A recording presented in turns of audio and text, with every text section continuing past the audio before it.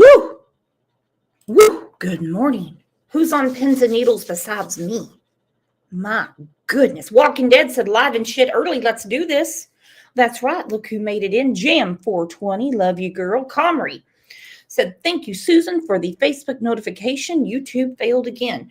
Please take a moment and make sure you're subscribed and you have hit the remind all.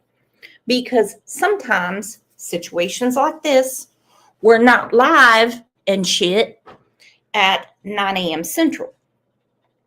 We'll be live and shit a little later, a little earlier. There's Madam Secretary Christina Alaska. I pray she doesn't get out. Her two beautiful boys and their daddy deserve complete justice, in my opinion. Yep. This is what I'm nervous about.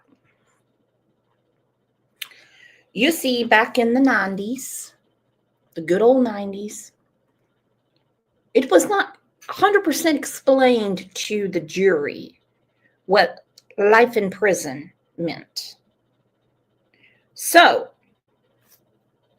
life is 30 years at that time in South Carolina, and then she would be offered parole. There's our girl Jules. This case highly affects her, and she went to Union yesterday to show respect to Michael, Alex, and David.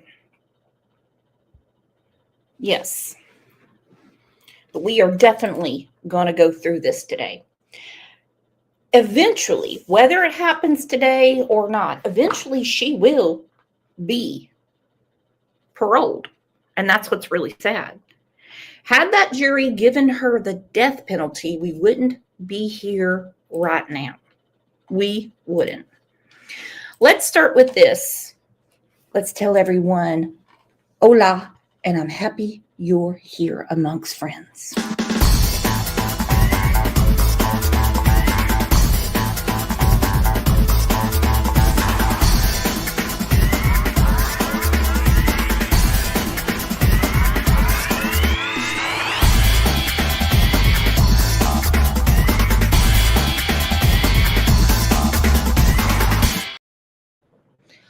Bella said, I followed this in the 90s. I was mortified a mother could do this. Same here.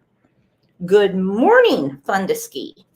Good morning, Fun to Ski. Sarah, woo, tell you what. I was too, but I was one of the ignorant ones, okay? I was one of the ignoramuses that actually believed her in the beginning. I'm like, you've got to be kidding me. This poor woman got carjacked. Oh my gosh. This is horrible. They got to find those babies.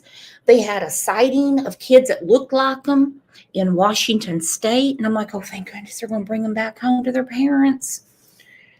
Then she confesses. Let's go through what David Smith said to a local channel yesterday.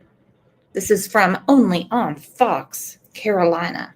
And yeah, it's going to break your heart.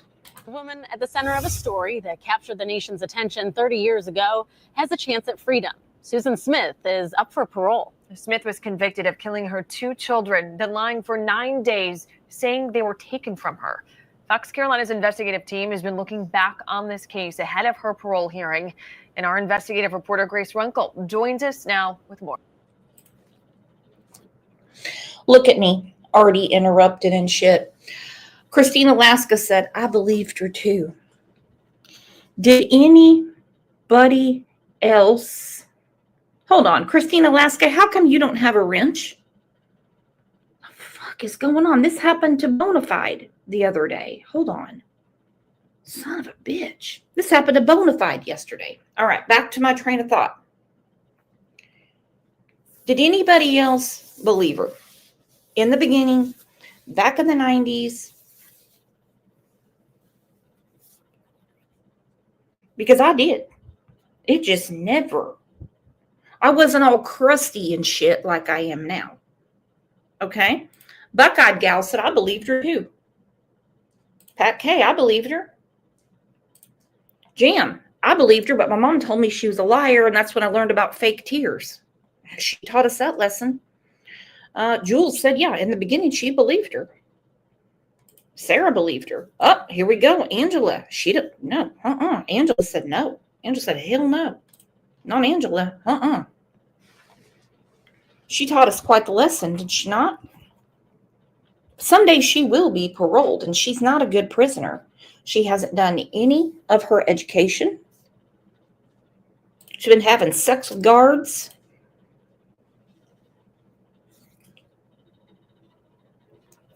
Getting all that money from those derelicts on the outside.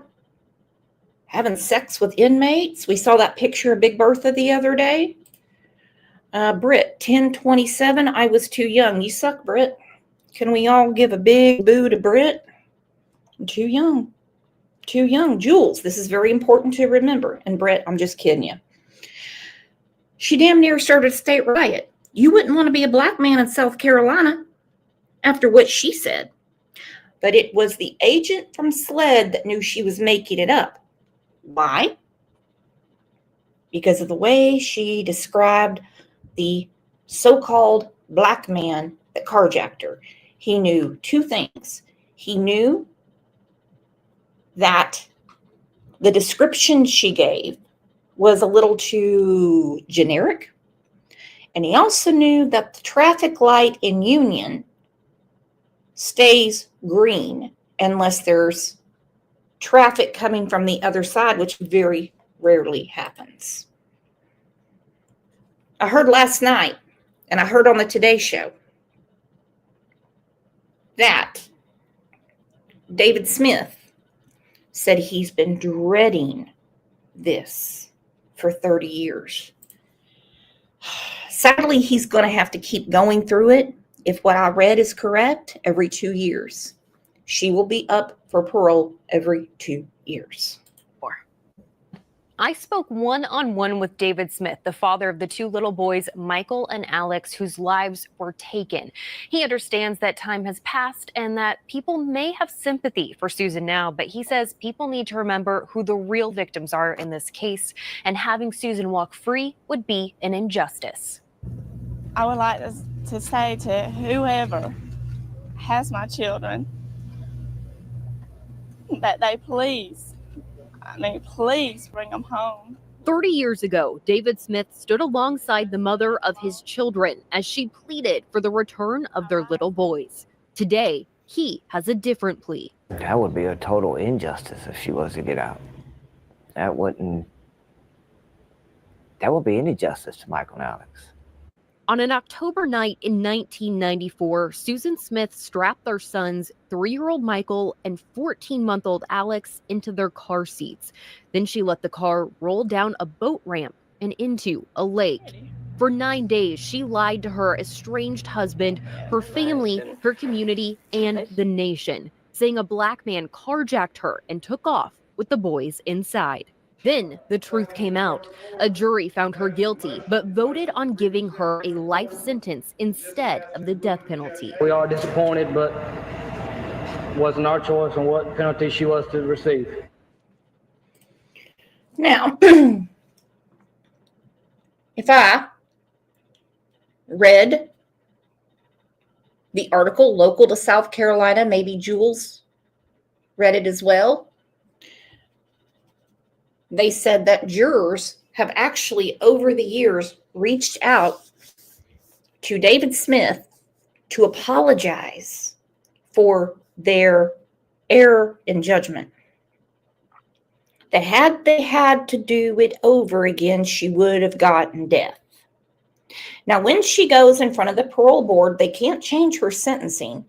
They have to decide whether she is fit to go in society, or she gonna spend a little bit more time in the pokey, and when she starts acting right, they're gonna revisit it again. That's what's really sad. A disappointment David says he still feels to this day. It was just such a terrible thing that she did. And then her trying to get away with it for 9 days, trying to lie and cover it up. I still think she should have got the death penalty. And now a new fear that Susan Smith could walk out of prison. A lot of people have said that she won't, and maybe she won't. But even knowing that there's a possibility, that there's a chance that she can get out, scares me to death. Dear God, listen to this man. Just even thinking there's a possibility, he said, scares me to death. That man could barely walk at his children's funeral. You can still see the pain in his face. Look at him. Look at him. He could barely walk. His parents were holding him up, other people. He couldn't stop crying. I mean, nobody could blame him. Nobody could blame him. And then there's Susan on the Today Show. I just hope whoever has my babies brings them back. I mean, Mom and Daddy love you so much. Gotta be kidding me. And she's doing her best to choke out a tear. You know why she couldn't cry? Because of guilt, because she was scared for herself, because she bawled like a newborn baby when they put those cuffs on her. Yes, ma'am. Yes, ma'am. When Susan Smith was sentenced to life, South Carolina law was different. It meant she could have the chance at parole in 30 years. The jury was not allowed to know this. I have people now, in the last few months, have said they saw stuff on TV about the parole coming up. And they were like, I thought she got life in prison. I said, no, not at that time. That wasn't an option. Her parole hearing is set for November 20th, a day David has been dreading for decades. Has this year been on your mind for a while? I have been dreading this year for almost 30 years. His message to those of you watching, remember who was really a victim. I want to remind people of what she did. And I want them to remember who lost their life. You know, she's still been living for 30 years. Is in prison, but she's still able to wake up every day. And another message to all of you still praying for him and thinking of his boys. I have been fortunate and blessed with 2 more children. I am married now. The pain isn't there like it used to be. Happy birthday, dear Alex. I just want people to see that I'm doing okay now. It's been a long, hard road. There were some really dark times, but I'm doing okay. I have put my life back together and I have moved forward. I'll never forget Michael and Alex, and I will always miss them, but I'm okay. David also told me he has found forgiveness for Susan, but that does not change what happened. He says he plans to be at her parole hearing on November 20th. We plan to be there as well. Grace Runkle, Fox Carolina News. Horrible. And it's only going to be an injustice when they let her out. That's when it's going to be an injustice. And they haven't started yet, so we're going to, go through the time capsule. I like how David says he doesn't put himself in it. He's never like, oh, cry for me, cry for me, cry for me. He's always, the victims are Alex and Michael.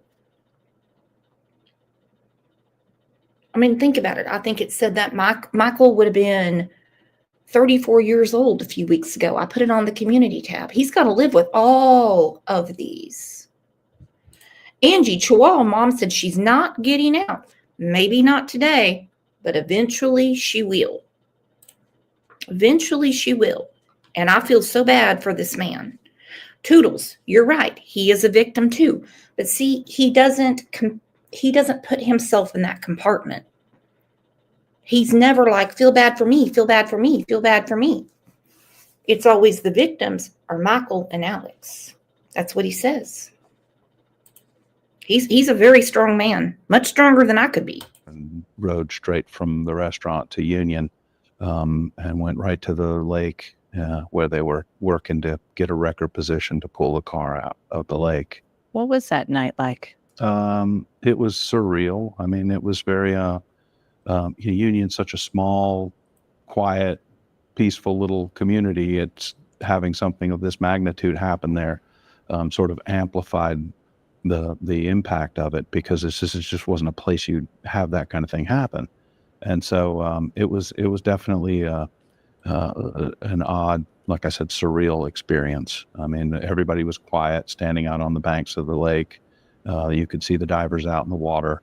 They had Greer's wrecker had pulled up, backed up in there, and they were running the cable out into the water to hook it to the car to get it pulled out. You know it before it came out of the water, but when the car came out of the water, seeing the children in the back of the car was horrifying. It was really, it was very, very moving. I would say he's a victim as well. That's just me. I would say this man is a victim as well.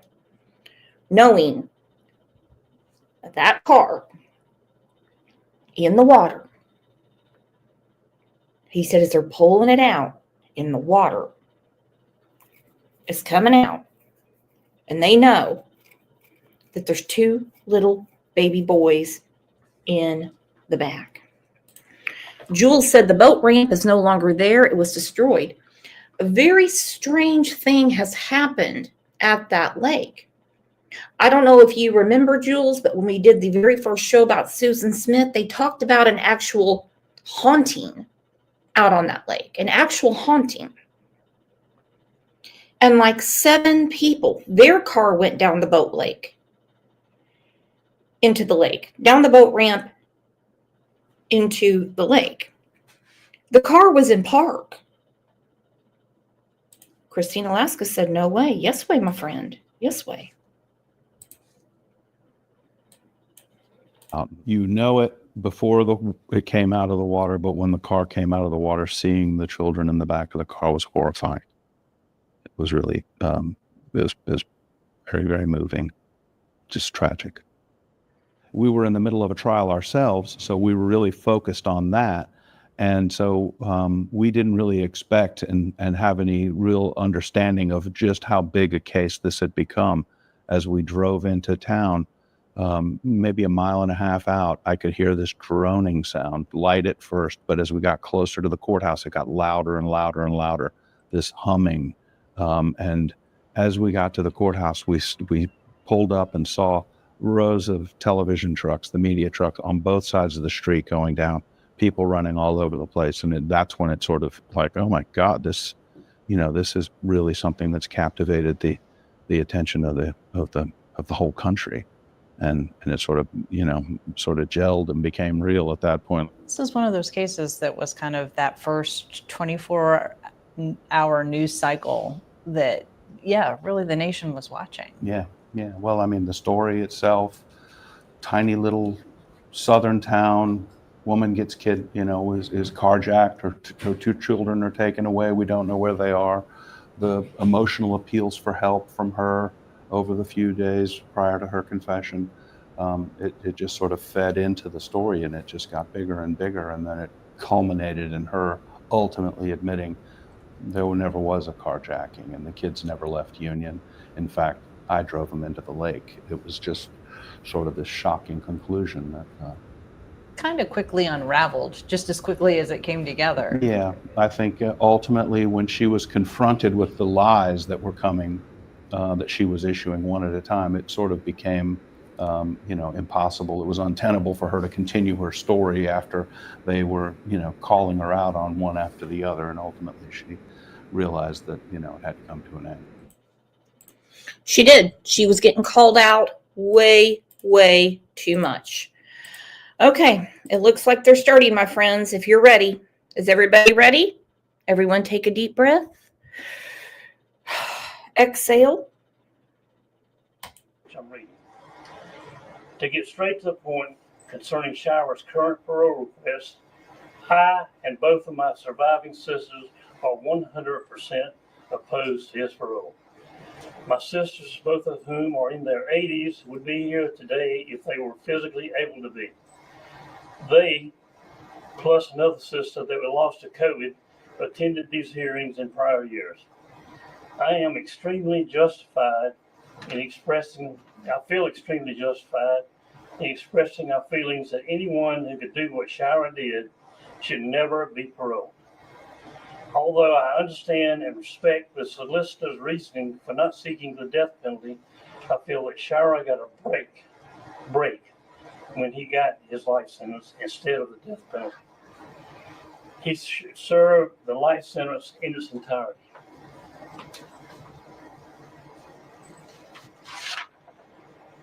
My brother was very important to our family, of course, and also to his many friends. We were heartbroken when we learned that he had associated with some people that he should not have. But that does not change anything about what Shira did, nor his sentence. My brother had faults, as probably all of us do, but he did many good things during his life. He grew up as the youngest child in a hardworking, well-respected, middle-class family in Fairfield County. After high school, he attended Spartanburg Junior College and then the University of South Carolina, where he earned his degree. While attending USC, he worked at the State Tax Bureau. Shortly after college graduation, he was appointed to serve out the unexpired term of the Fairfield County Treasurer, who had to retire early due to health problems.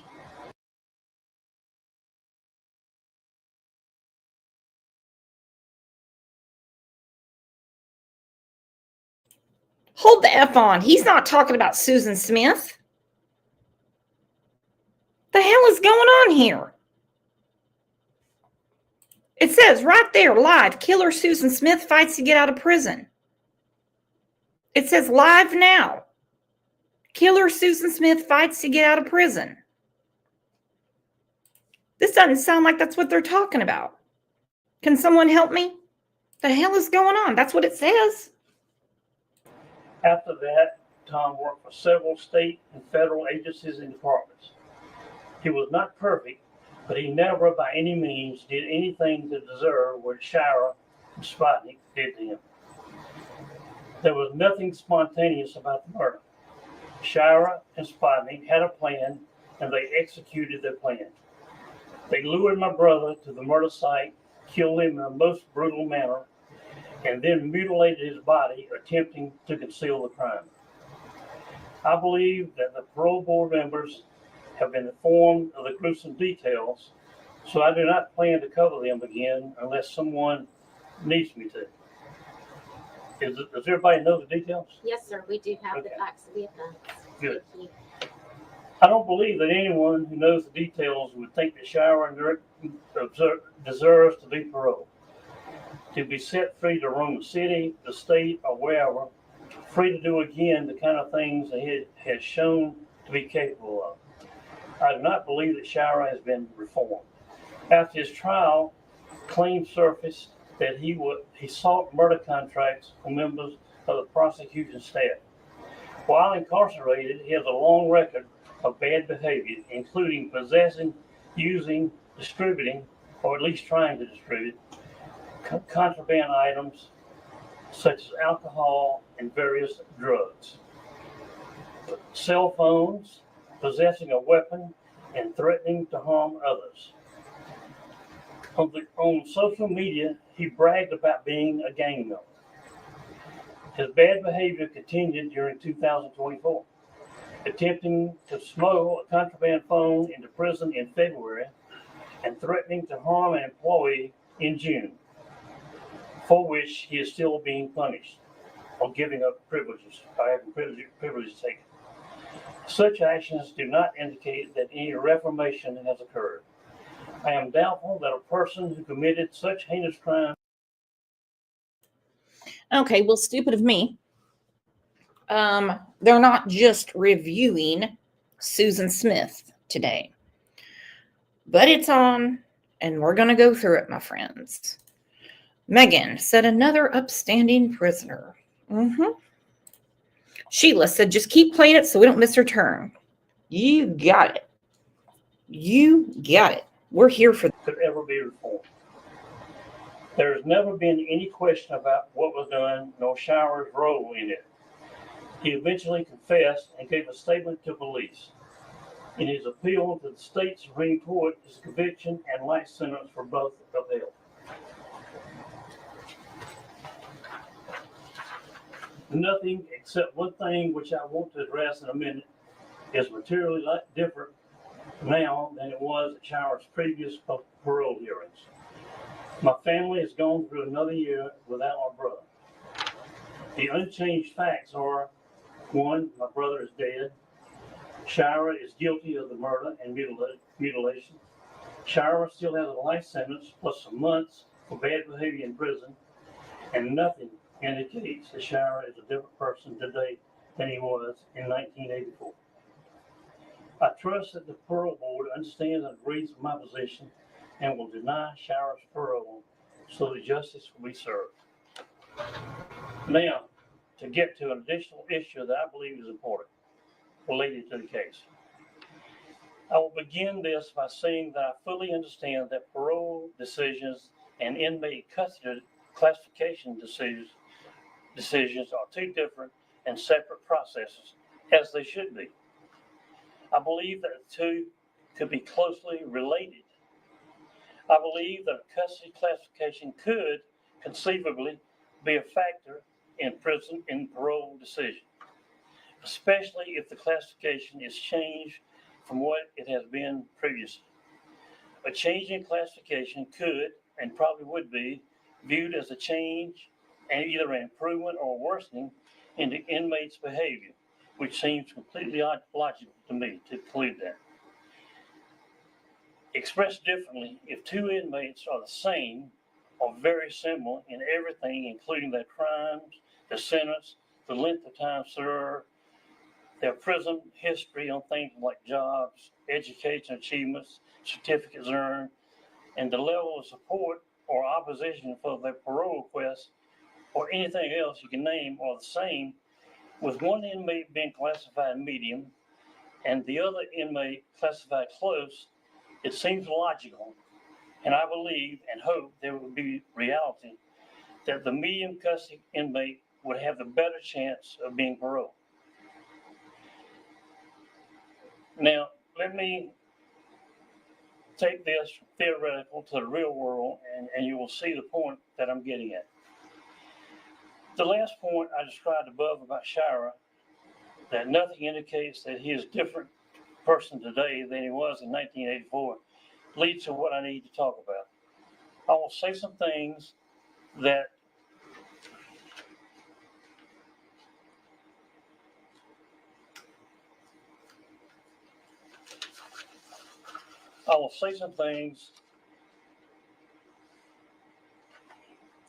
give me a minute.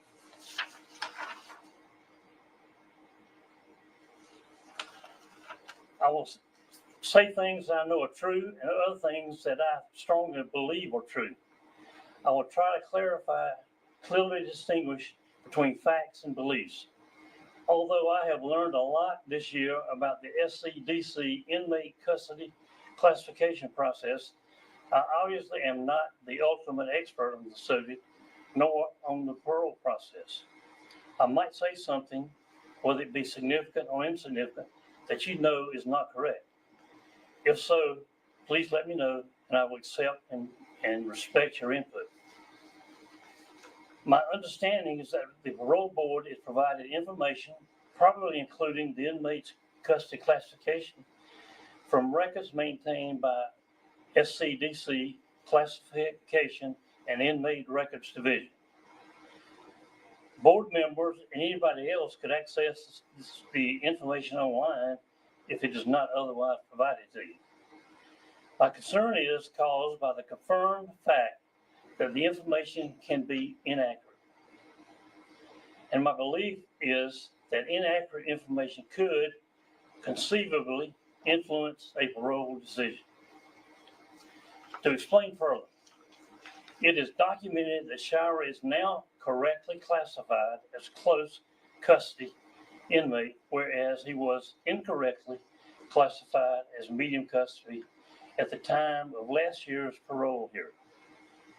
In fact, he was incorrectly classified as medium from August 2022 until February 2024 for a year and a half, when the SCDC Deputy Director of Operations, Mr. Anderson, got involved, confirmed that Shirer's medium classification was wrong because the relatively new inmate classification process or procedures had not been correctly applied, and had his classification corrected back to close as it had been for the past 37, 38 years before the misclassification.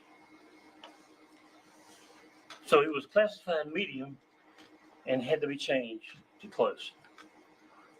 I believe there could be similar classification inaccuracies existing now, and there could be others in the future. Unfortunately, the general public, including victims like myself, probably do not know an inmate's classification, much less what it should be. They do not understand how the classification process is supposed to work. They assume, as they should be able to, that the custody and inmate record staff do their jobs correctly, and therefore they do not personally need to keep up with classifications.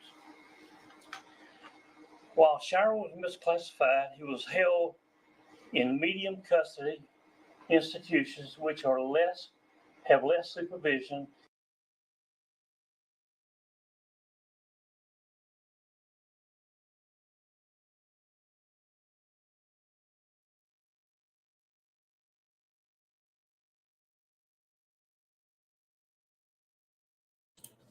Against my better judgment, we're going to look at more of Susan Smith because everyone's coming in and they're lost. They're like, who is this dude? What the hell is going on? So let's hear what the prosecutor had to say last night. Again, against my better judgment, Bachefield had the prosecutor on. From the moment Susan Smith has been waiting for 30 years.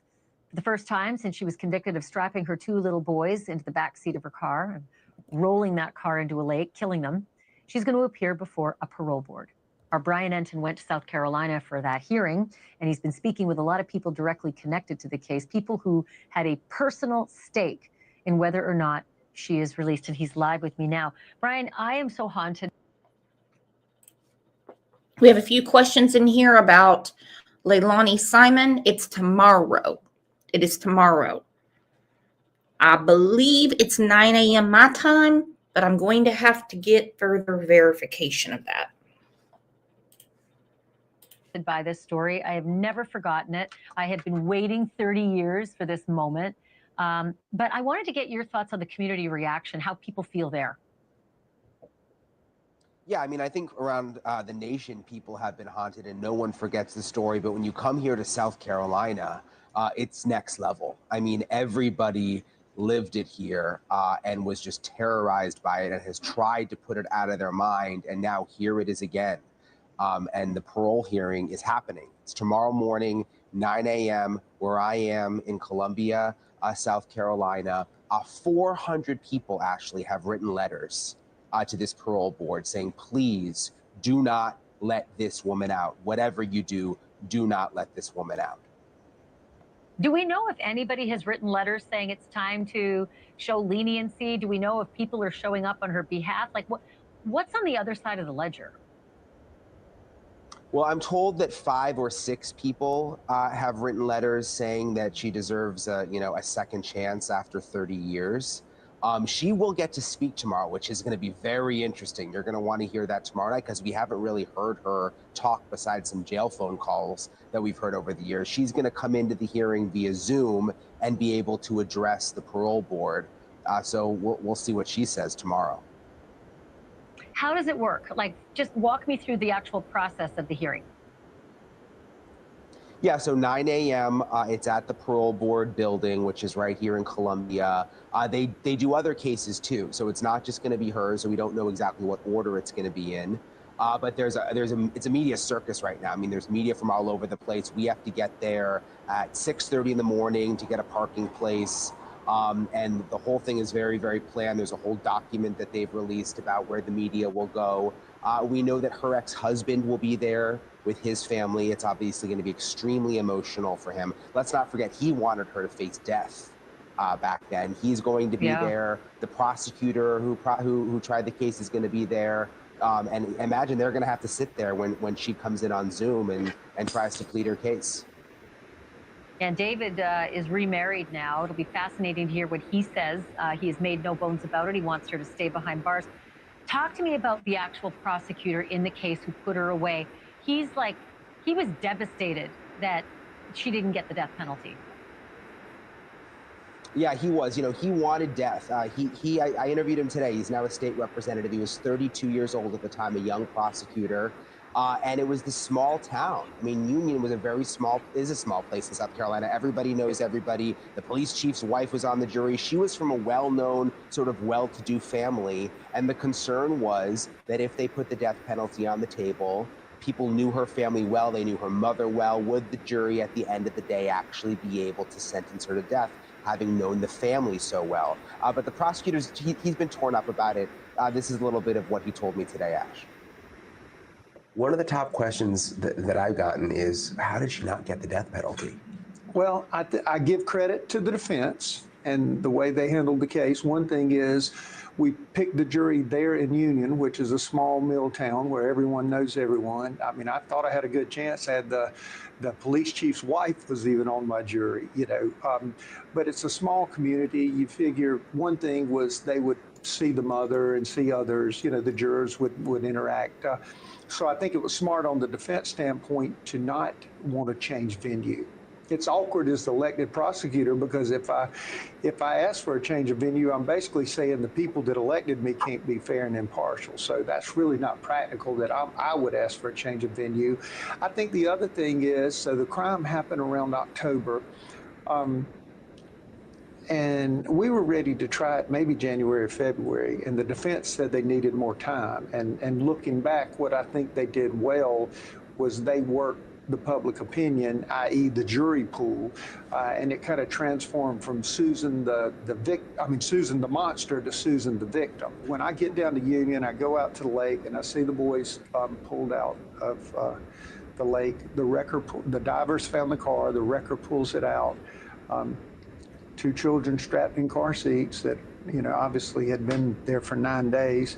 I then go to where the law enforcement, and it was Sheriff Wells, an FBI agent, and a SLED agent. And Sheriff Wells, ironically, the sheriff in Union, was also Susan Smith's godfather, which I'll give credit, maybe in part, you know, helped with the confession part. But I went and I said, can I see the confession? They said, oh, she's much too upset to put anything in writing. I said, guys, I'm gonna have to try this case. I need to have something. They gave her a legal pad and I ended up with the quote confession that says, it's the worst day of my life. Somebody I loved didn't love me. I sunk to my lowest when I let the car roll down the ramp without me. That leaves out a lot of detail. You know, so we ultimately did the testing of the vehicles to determine how long did it float? You know, how did she have options? I can't talk over him. And sorry, go ahead, Ash. I talk over you, but I wanted to ask you something that he says he goes out to the lake, and I understand that there's that shrine there. And while that has never changed, something has changed. The laws about life with no parole, that has changed since Susan Smith. If she had been charged with this, with today's laws, it actually means she would not be getting this opportunity tomorrow. Can you explain that? That's right. I mean, they changed the law in South Carolina. So today, if you got life, you would get life. You would have no option for parole. But that wasn't the case in 1995. And that's why after 30 years, you get to have this hearing. And she can have another hearing again. This isn't the end. Years from now, she'll be eligible for another hearing. I want to tell you something. One last thing the prosecutor told me, though, actually, that still sticks with me tonight. He said that before she confessed, when she was giving her stories of what happened to them, that she said that the boys, that one of them, the older one, was yelling, "Mommy, mommy, mommy,"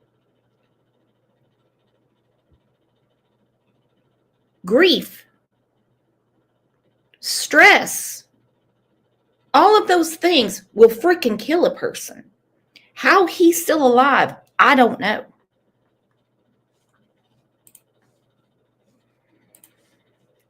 The captain of the coin pusher team, Peas in a Pod, said when she gets out eventually, she's going to move to Tennessee like Casey Anthony. She might. There you go. She will get out eventually. I know some people are going to argue with me about that, but she will get out eventually. May not be today. They're going to say, I'll revisit this in 2 years. Eventually, she will get out. Hopefully, it's when she's, like 80 years old. Because then she won't be able to throw that thing around anymore and get all the attention and the money that she gets now. The lake where they recovered her Mazda protege. The little boys were in the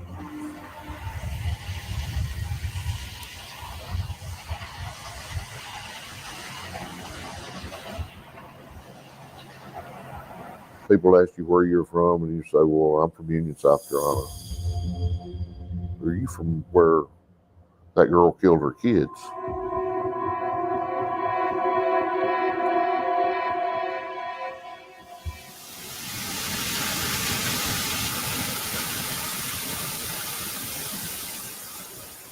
You want to come tell her something? You have a pet?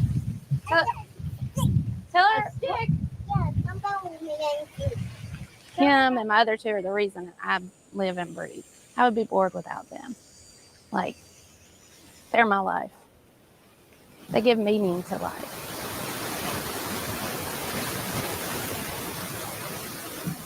Good job. Come over here and get some more. Like you have a purpose.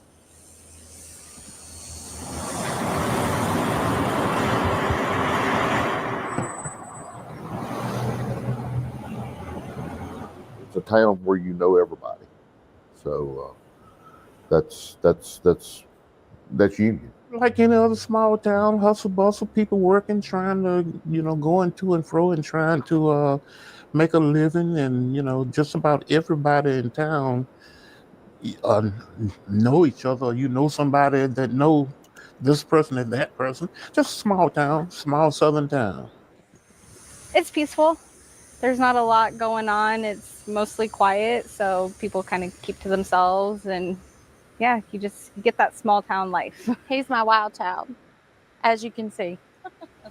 I have a 18-year-old and 13-year-old and him, and they were like perfect angels, didn't speak to anybody, like they were scared of people and did exactly what Mama said, but not this one. He wants to throw it all in the water. Okay, you're too close to the water. Come on. Stop!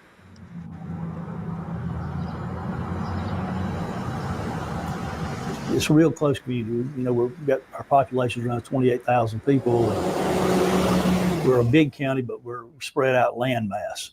But as far as the communities go, people you see everybody, and you pretty well know just about everybody, and that's why everybody knew her family. And I met a woman at the park. She has 2 little kids also, and we were just talking about it one day, like right after we met, and she told me, and I heard the story because I like to watch like crime shows and stuff, and it's come up. I didn't put 2 and 2 together because it's been a very long time. So like when she told me that, then like I started like researching it all, and I was like, oh my goodness, this is nuts. We've been on vacation before, and people ask where you're from, and you tell them Union, and they're like, oh, that's where Susan Smith killed her kids. I was like, oh yeah. But when people ask how it was, and I told them I was little, I don't remember a lot, but the history, everyone knows it. It's crazy. It's part of our lives, part of people's lives in Union, but that's why we say on this channel all the time that the tentacles from these crimes, they go way out because everyone suffers. Now, I don't mean me. I'm not saying come give me a hug. I'm important. I'm attention seeking. But you have David, who always says that the victims are Michael and Alex. Think about his parents. Think about her parents. Think about the first responders. Think about the DA. Think about the sheriff. We have some questions in here about Madeline Soto. I am rescheduling that show because I was not aware that old Susan's parole, was going to be broadcasted live. There you go, just me, the police, the jury. Now let's talk about this. Many people on the jury have reached out to David Smith. I'm not saying all of them, to say they feel horrible that they didn't give her death. They assumed life meant her natural life in jail. That's what they thought. That's what they believed.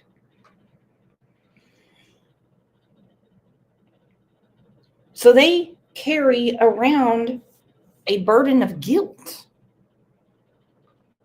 We heard one of the men that helped pull the car out that said when they saw that water flooding out of the car, they knew there was no hope.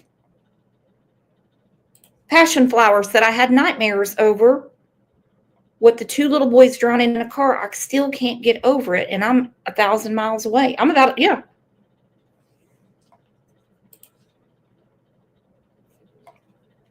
Horrible. Baby kisses. This is important.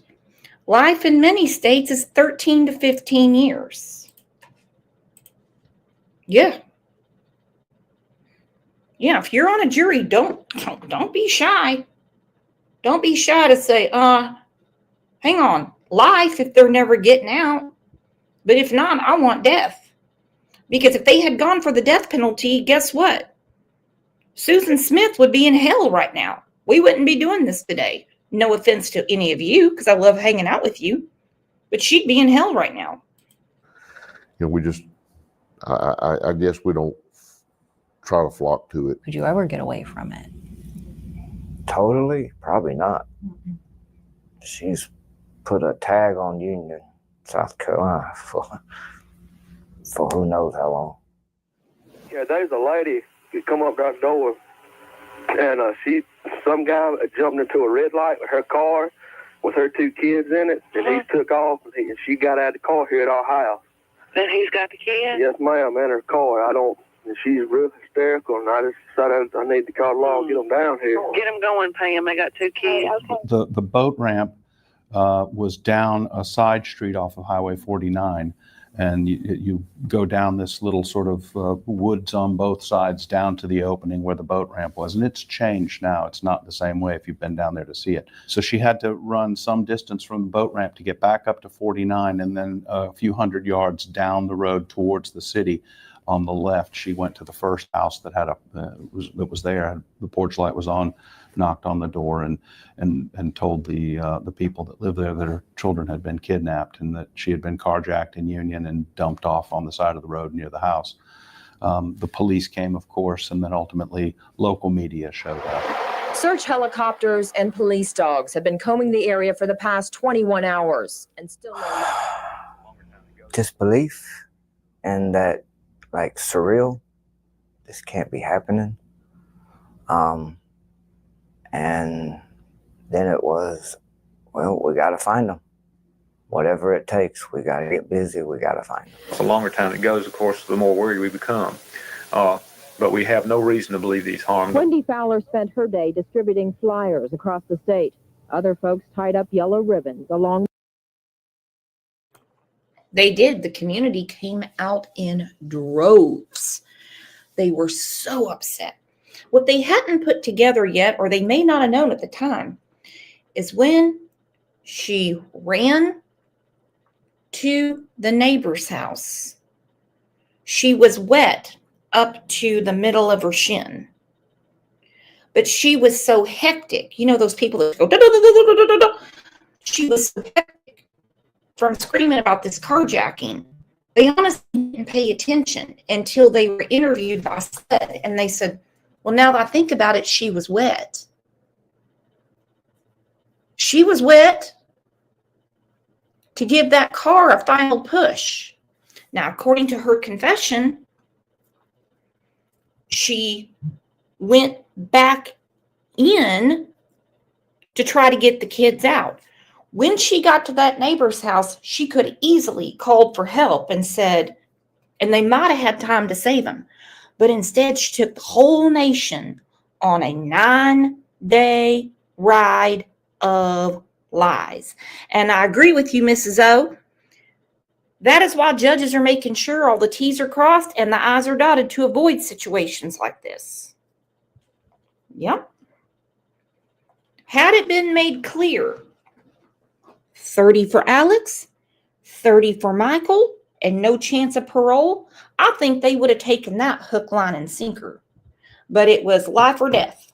That's kind of how it was spelled out to him. And they said, let's just do life. Okay, we've lost enough around here. We've lost enough. And you always have those people that think, yeah, but what if they're wrong? What if she didn't do it? You've always got those people. Okay? Well, here we are. Here we are. Main Street. When that news broke, of the supposed kidnapper or carjacker, and it kidnapped the 2 kids, and it's it left at first. It left a lot of people in shock.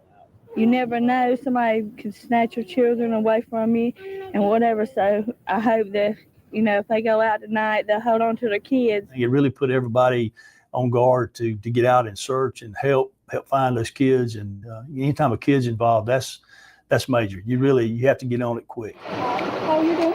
This evening, volunteers staked out the downtown streets. And every resource that was available, from SLED to the city of Union, sheriff's office, and other federal agencies. I mean, there was a lot of people who got involved with it.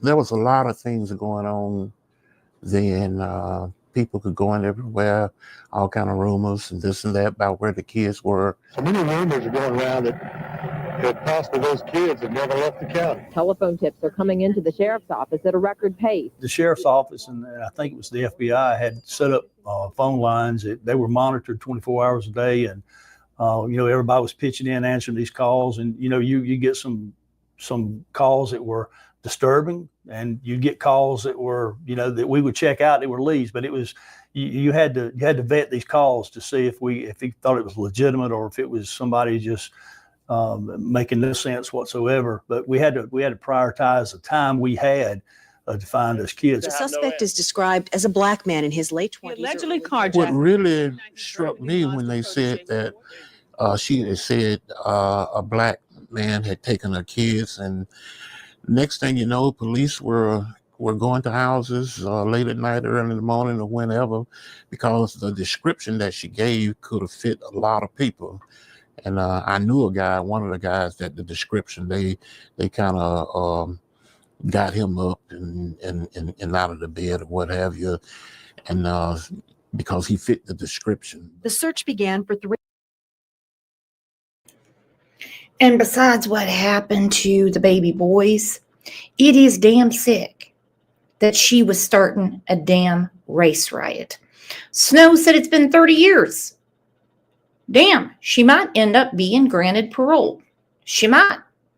I don't know about today, but eventually she will. Because I noticed, because I got it going in the background, the other people that are up for parole right now, their sentences aren't up.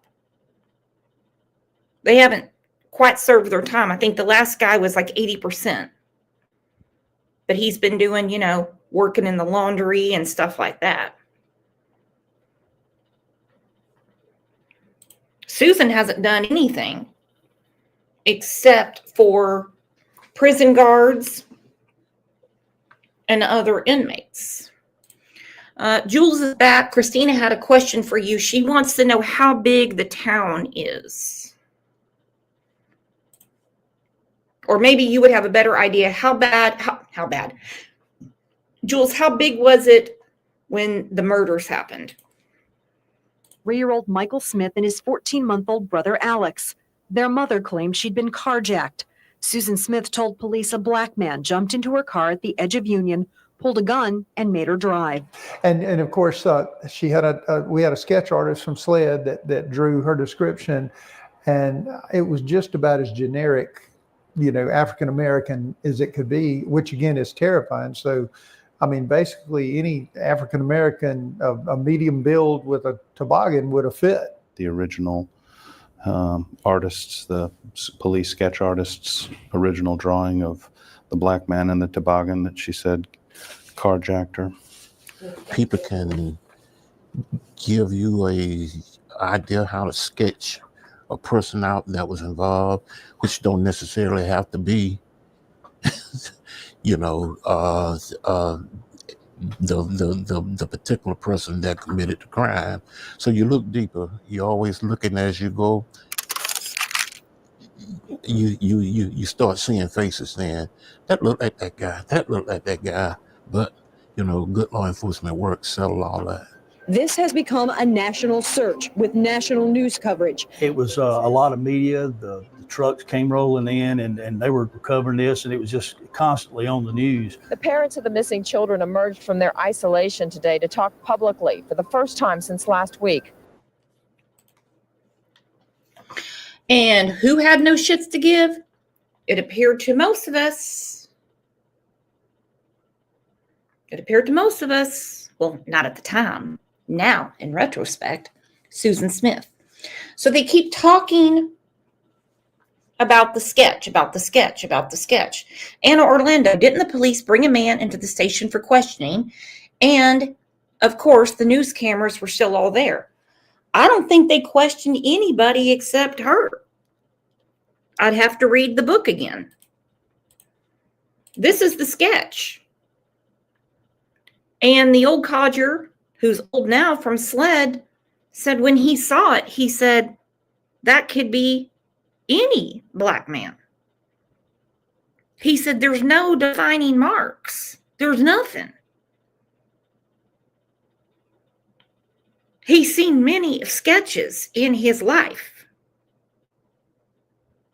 And he said, this is too generic. She's making this up. She's making it up. So they knew they had to press her and press her and press her and press her. She finally knew they had caught her on the lights. And that's when she confessed. The mother, Susan Smith, made an emotional plea to the alleged kidnapper. Pray every day that you're taking care of them and know that we will do anything we will to help you to get them home back to us. I just can't express it enough. The father, David Smith, made a plea to the public. The American public continue to pray for Michael and Alex that they all return home safely. And it was such a big case. I mean, it really was. And especially when you have two young kids like that are missing, we wanted to find them and we wanted all the help we could. WSPA did an interview with them, the first interview we had, and we had the raw footage from them. And they had called David Smith. He's now there. The reporter, much like you talking to me, says, okay, here's what we're going to do. We're going to basically, they'll turn up the lights in the camera and we'll have you tell us chronologically what happened. So, baby, I got to go, but you're going to be okay. And I told him I loved him. We got the raw footage so we could sort of see what was going on before she started talking, before the cameras were rolling officially. But the cameras were recording, and they showed her standing there next to an absolutely shell-shocked David Smith, who was just, mind is obviously reeling, trying to come to grips with what's happened to his children. And she looks at David and almost giggles like, we're going to be on TV. They had the mounted lights on top of the camera. When those came on and illuminated her face, you could almost see this look of sort of like giggly sort of excitement, like I'm on TV, and it was just such a stark contrast to the look on David's face. And of course, poor David looks just like what you would expect, the deer in the headlights, somebody's just taken my children thing. His expression never changed. I'm sure he would rather have just been home with his boys rather than standing in this living room about to give an interview. That whole series of, whatever, I lose track now, 9-10 days, whatever it was with the media, was an adventure for Susan, and she enjoyed the spotlight. Our office was in the basement of the courthouse, and that's where they brought them in one day, and that's what I remember as a young probation agent at that time. They used my office and our agent in charge's office to separate them, just to talk to them, and that was kind of a day that I remember. Very, very familiar with that day because I just, some of the body language and stuff I noticed, I was thinking, something's wrong here. I was a reserve police officer with the City of Union and started seeing discrepancies or started thinking something just ain't quite right. When they were coming in the courthouse, I remember noticing that David was visibly upset. I mean, he was just out of control, crying, everything, and she had no emotions. She had no emotions walking in, and I was thinking to myself, if you had two kids that had just been you'd been carjacked, and they're missing, a mother's going to be upset. Divers began searching John D. Long Lake. Instinctively, I asked the sheriff this question. Do you consider her a suspect at all? Is there anything that leads you to believe that she might not be telling? We don't rule out anything at this time. Did authorities ever say to you that they doubted this story Susan was giving? No, they never told me that. I was hearing rumors of that, but they never told me that. No. And with good reason. With good reason. Let's talk about why it was a good idea for the investigators to not tell David they suspected Susan. I think about the case of Gannon Stout. I think about the case of Quentin Simon. Because they needed those men. They have actually learned from this case. I mean, the FBI has studied this case over and over and over. And honestly, how to get the dad to get them more evidence. Hence why Al Stout was wired up for the FBI to help him. Remember, stirring shit gets you flies and gets you stink. But you get more bees with sweet honey. Danny Youngkin, wired up for the FBI. Absolutely. Yeah. Just to get any little nugget of information that helps with that puzzle. But no, they did not tell David that they suspected her. You know why? Because they were afraid that he would confront her, that he would say, they told me they think you have done this.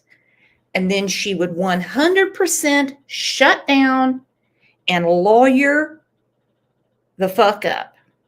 And that's what they didn't want. They've learned now. Hell, he speaks to FBI trainees now and says, don't be scared to question these parents.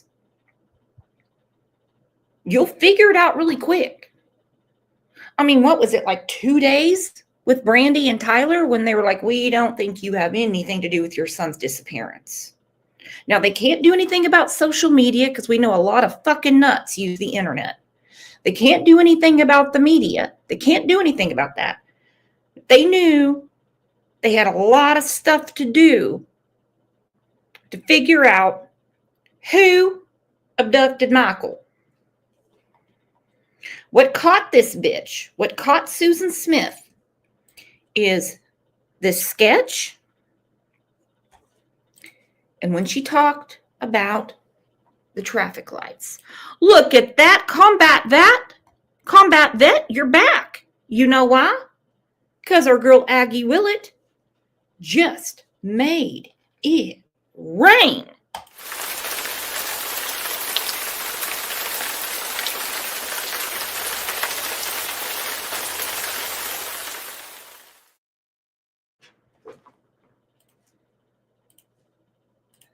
At all, that they didn't believe her.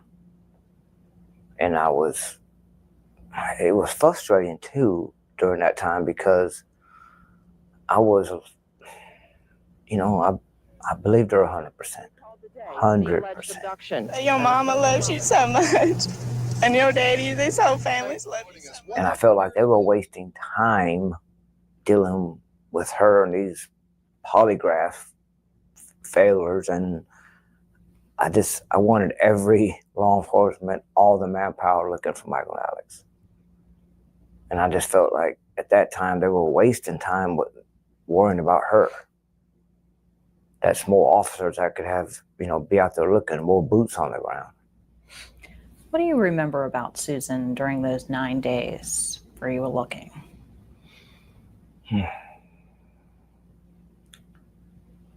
Well, I had heard things like she was failing all these polygraph tests, but I would tell her not to worry about it. You're just upset. Look what just happened to you. I was trying to coach her through how to pass a polygraph. I was telling her I was giving her ideas think of a meadow on a summer day, things like that to help her pass. And she was also more worried about how she was appearing in public. And she damn sure did. She damn sure did. She was more worried about that damn white bow in her hair and her lip gloss than anything. Would anyone take time to even shave their fucking armpits or put on deodorant if your child's missing? If you just been carjacked? I'm not saying roll out of the house looking like Candace Wells in a coin pusher competition, but would you really take that much time? I know who took some time today. Candace Prim, thank you for the super sticker. Snow said, any witness impact statements being read today? Oh, yeah. Oh, yeah. David's going to be there. And guess what? Guess what? The devil herself is going to be speaking. Yeah, Susan's going to talk. And David. Jules said, hell no. Jules said, hell no. Did she look? I remember her asking me, do people think she's lying? How can people think she had anything to do with it? Please bring them home to us where they belong. The more pressure that was put on her, the more times she was asked the questions, her story charges started changing. And people were out looking for the kids, horseback riders. Somebody on horses at a higher level, from the ground, they might see over in a... anybody, people just looking for the kids and stuff like that. And when she confessed that, to what she had did, it left a bad taste in people's mouths. And we don't do it all. There was commotion tonight outside the Union County Courthouse. She accused, a black guy of abducting her children, or carjacking her car and abducting her children. Well, they tend to stare at you funny. Everything come up that's wrong, everything come up that's bad. First thing to do is depict the black man as the epitome of evil. I guess tonight shows that all blacks are not bad. They found out that all that was a lie. There was a racial divide, to that aspect. What did that do to them? It hurt. I mean, it drove a wedge in between some of the people. I think the town handled it great, better than any other town would have handled it, because it really could have got out of control. Could have been a race thing, but deep down inside, most black people know that it wasn't a black person.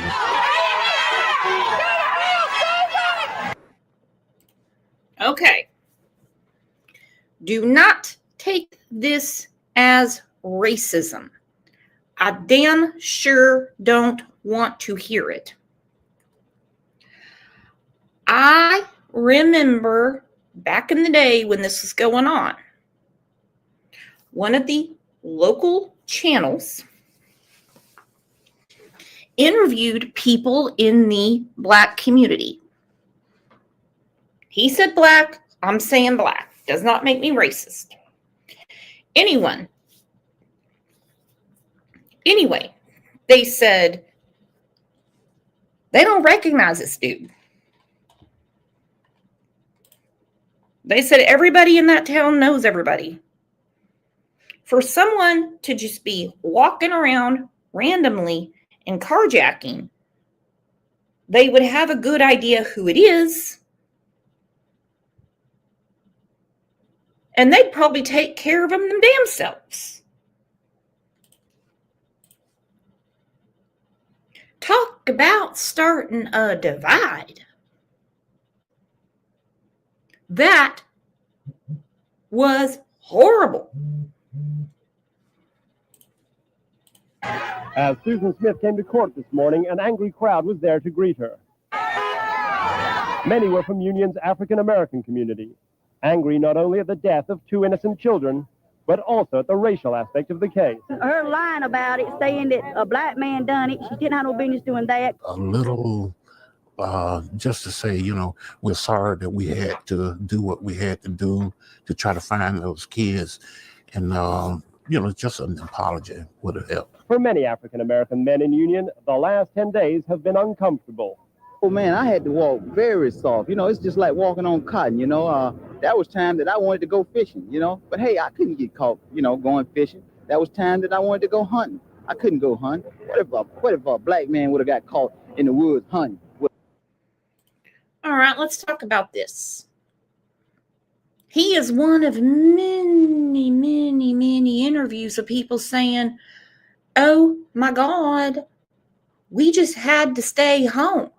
Some people, some African-American people, which, my friend Gina knows she hates the word African-American, but anyway, I don't know what to say. They said, we didn't go to work. What if you got caught on that road? Think about the fear. Think about the fear. And had it been on the books at the time, in the 90s in South Carolina, I'd have charged her scummy ass with a hate crime on top of it. Call me crazy, but I would have charged her with a hate crime on top of it. But that wasn't part of legislation at the time. No. Think about that. He can't go fishing. He can't go hunting. People can't go to work. All because of this sketch.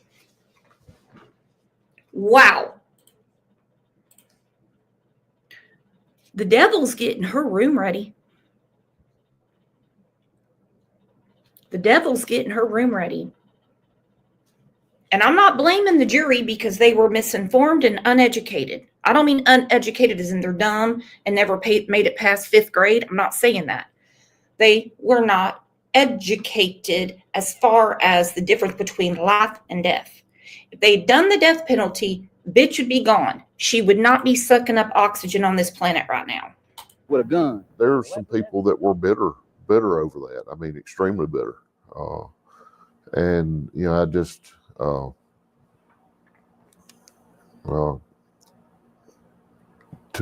have, for her to have done what she done and then lie about what was done and who done it. I see their point of view. I mean, it hurt. I mean, it hurt a lot of people. This is bad enough, but wanting to pull up something else to make a racism thing out of it, that's just going to make the matter of the situation worse. Also speaking publicly today was Scotty Vaughn, the brother of Susan Smith. On behalf of my family, we want to apologize to the black community of Union. It is what it is. She made that accusation. It was wrong, but I think after time of getting that settled and let's moving on with it, we don't have that problem. The division's not here now. When they found out that there wasn't a black man involved, the temperature kind of came down, and then it just kind of, I think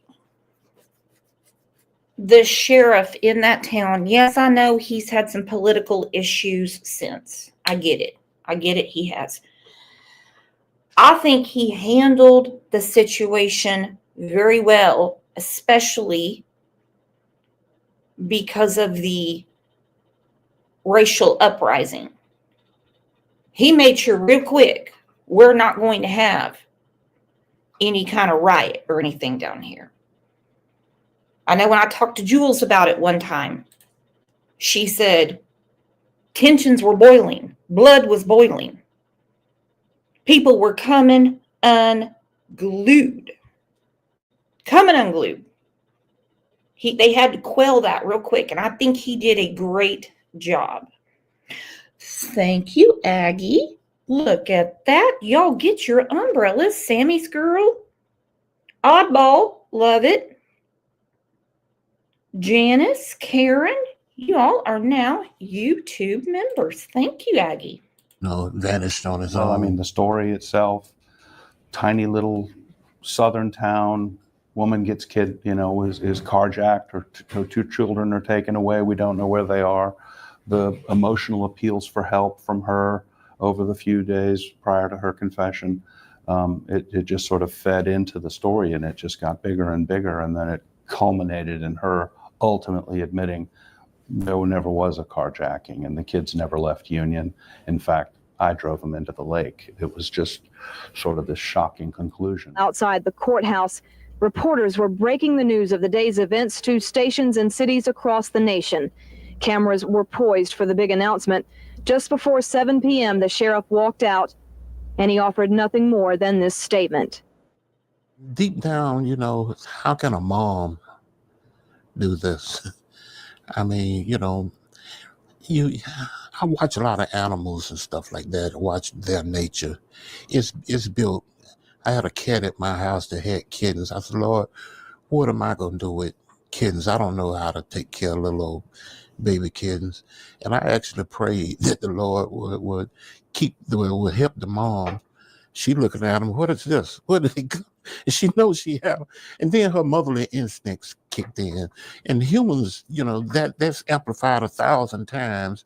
You want to protect your young, but something clicked, and she rather do that to him than, do the right thing or do something else. Susan Smith has been arrested and will be charged with 2 counts of murder in connection with the deaths of her children, Michael 3 and Alexander 14 months. It's one of those that you won't ever forget. I mean, Tommy and I had just finished trying a case here in York, a preacher who'd embezzled a bunch of money from his church, and it was a long trial, and they ended up convicting him. He and I had gone out to lunch, and we just sat down, placed our order, and his text, his beeper days, his beeper went off, and he made a call, and we knew what was going on there. It was in the background, though. We weren't paying because we thought it was a federal thing. The kids were kidnapped. They were out of state.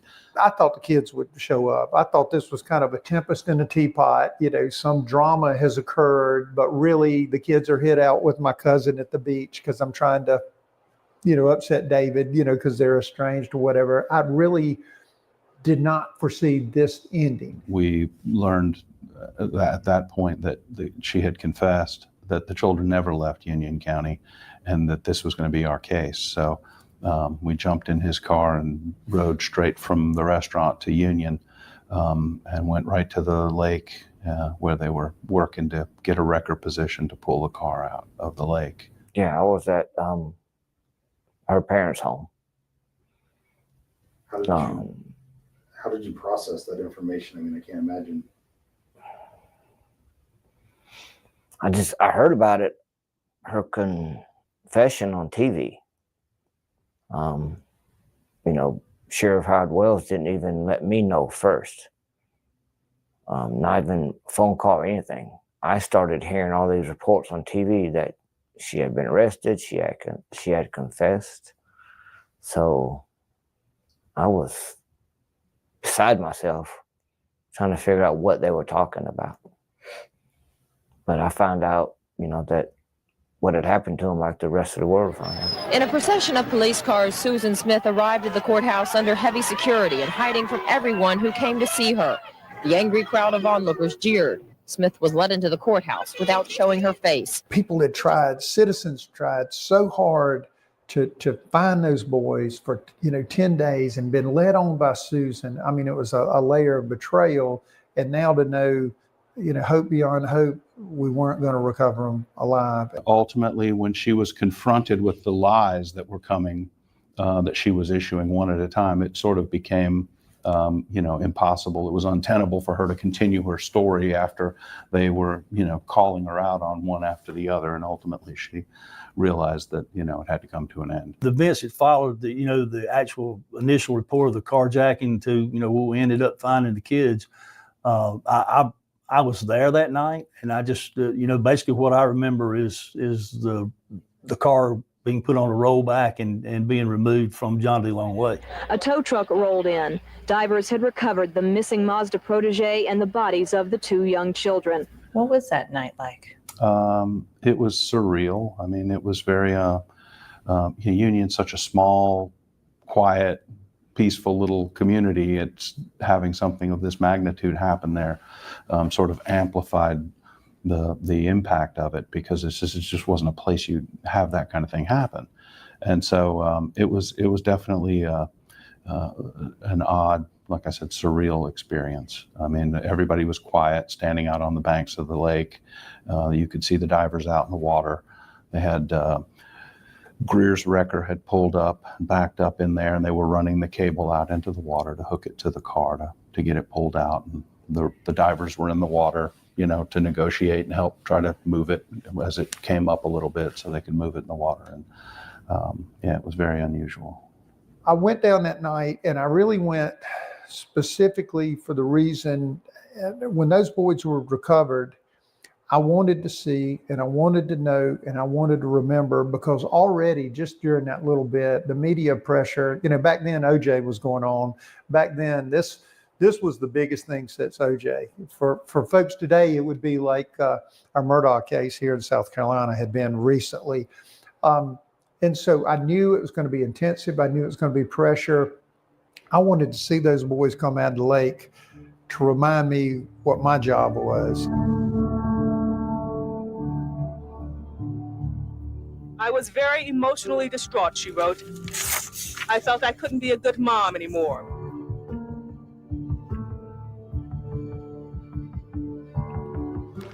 Referring to the night of the murder, Smith said, "I wanted to end my life so bad and was in my car, ready to go down that ramp into the water." She says she stopped. Then she says, "I went again and I stopped."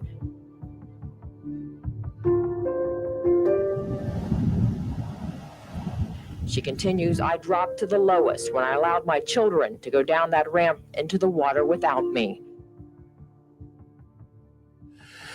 How somebody could take 2 small kids like that, I mean, they probably weren't even old enough or had strength enough to open the door or whatever, but to strap them in the restraints and leave them in a car or let the car run off in the water.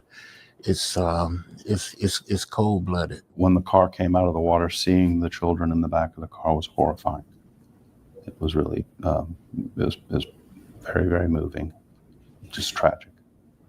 And Michael and Alex have just gone home to be with the Lord. So if they're home, then where did that leave us? That leaves us right here in a little town with all the world watching us today. The question is, how do we cope? The look on the face of the anguished young father, David Smith, touched everyone. He could hardly walk. He wept as the procession of cars left for the cemetery, and people wondered again, how could this happen? I don't understand. Only God knows. I don't have an answer. I didn't understand it. I couldn't comprehend it. There was no way that she had done that. That's what I was feeling. I was hearing it, but I couldn't get my brain to process that at all.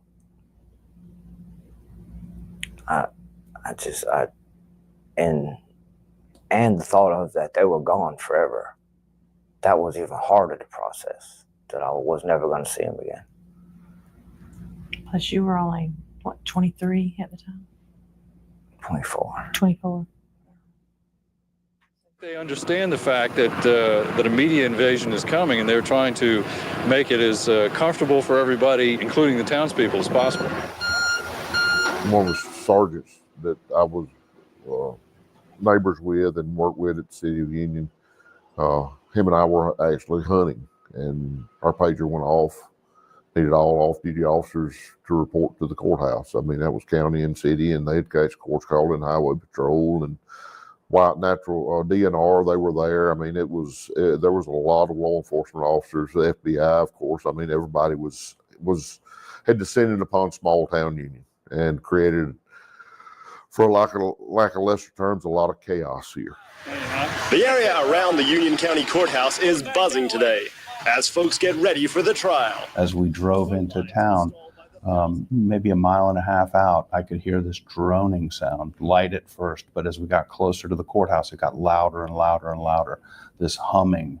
And as we got to the courthouse, we pulled up and saw rows of television trucks, the media trucks on both sides of the street going down, people running all over the place. And that's when it sort of like, oh my God, this is really something that's captivated the attention of the whole country.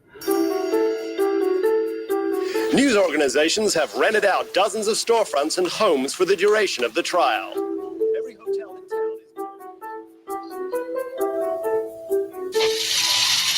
This used to be Union's old skating rink. Now it's a makeshift hotel and office for the Associated Press. Have you ever seen so much media here in Union? Not really. I've worked around and with the media a lot. ABC, CBS, whoever. I've worked around them a lot.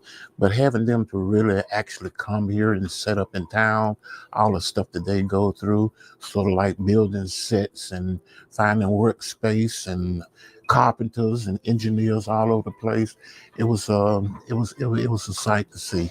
These three scaffolding salesmen stopped by today looking to build up some business.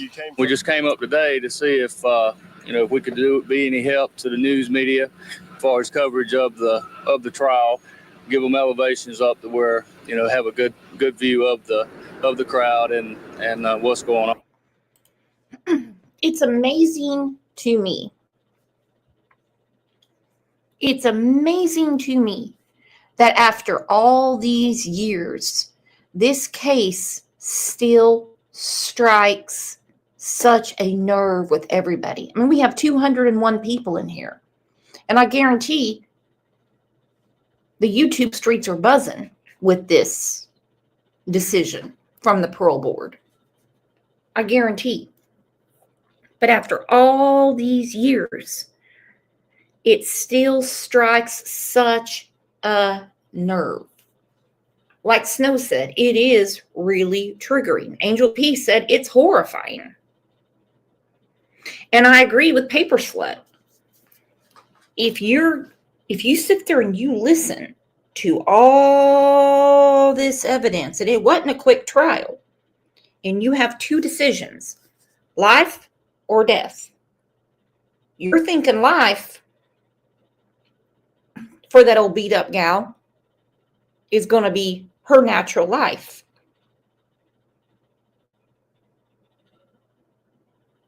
Then you're given death, and you always have that one. You always have that one, I would say maybe two, that says, oh, I don't know, maybe she didn't do it. I don't think, maybe she didn't do it. What if we're wrong? What if we're wrong? Well, if you're wrong, you can't convict her at all. That should have been part of the judge's instructions, and I guarantee it was. I can't think. Jules said, I don't know one person in South Carolina that wants her free. I can't think of one person in the United States that wants her free. I really can't. No. There will be dozens of television news crews, for instance. The average person doesn't like a camera stuck in their face and a microphone, and so that will be a problem. We learned to have thick skin. That for sure. A lot of media coverage here, talking about the trial. Go ahead, you're on the air. Just the mention of the Susan Smith trial lit up phone lines at Union radio station WBCU. Why did you want it to be televised or on the radio? What was the reasoning for that?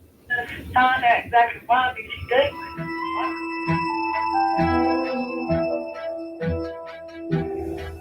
Around that time, the trial and all that, for me, it was just one day at a time. the media frenzy was out of control. I had them hiding in trees. They were hiding in shrubberies. They were chasing me in their vehicles. And that was very frustrating.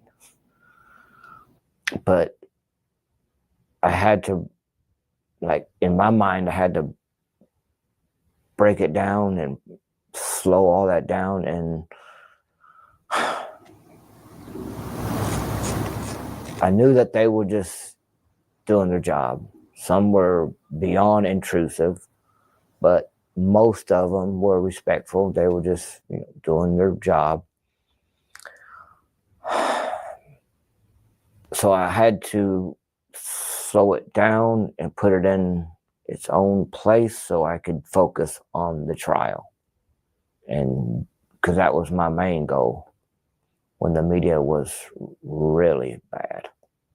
So I had to just process it and shuffle things around in my mind and deal with the priority or things that had the most priority at that time. And some of that was just, guys, some of that was just staying alive. It was dark.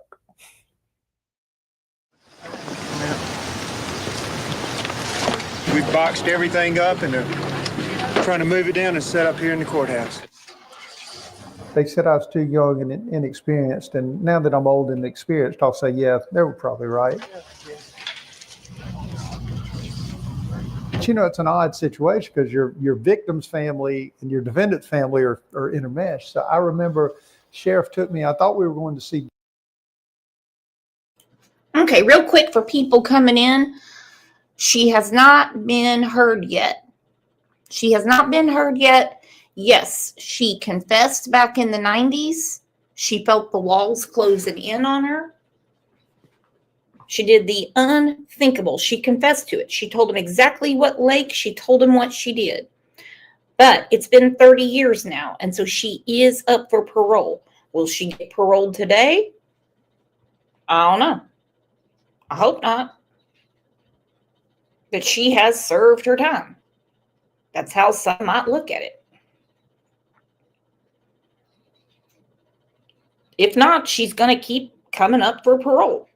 That's how it works. Danny Dane said it's today. Yes, it is. Yes, it is. It looks like they're taking a lunch break, taking like a little bathroom break or something, and they're getting ready for the next prisoner to come in for parole. David Smith, when I get there, because I'd run Republican solicitor, I'd met Bub Russell before at one of the Republican meetings. And when we get to the house, I'm going, I see him in the yard, and it's almost kind of like the funeral visitation. You've lost a loved one, would drop by your house. And I said, do you know this family? And he said, well, Susan's my stepdaughter. And I was clueless. Well, Sheriff had taken me not to David Smith's house, but to the family's house.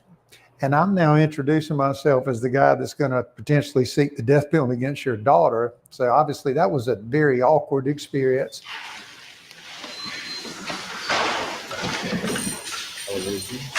Saying he'd been considering the cameras in the courtroom issue for some time, Judge William Howard sided with the defense. He said to ensure Susan Smith has a fair trial. There is a substantial likelihood of interference with the court process. Smith's attorney David Bruck told the judge cameras in the courtroom would promote problems he says he's seen in the O.J. Simpson trial, problems with the jury and problems with witnesses.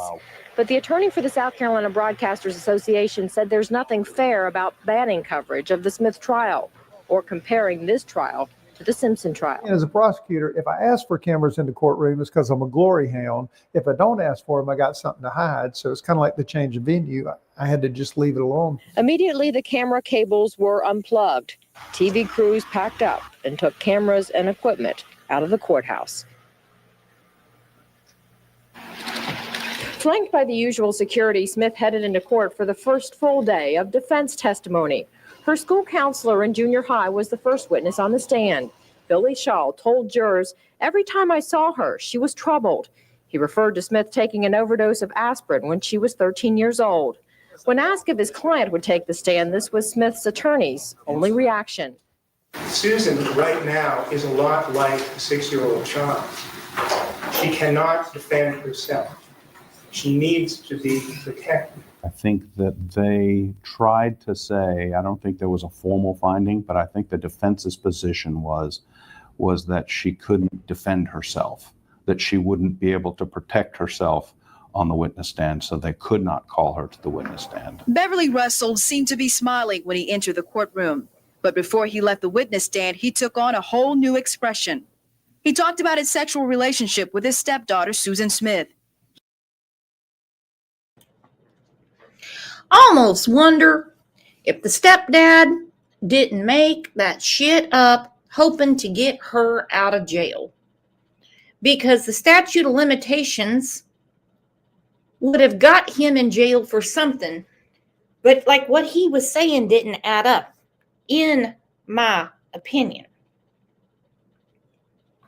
And she didn't mention it to any of her counselors. Hold on, we have a couple of questions. Let's see.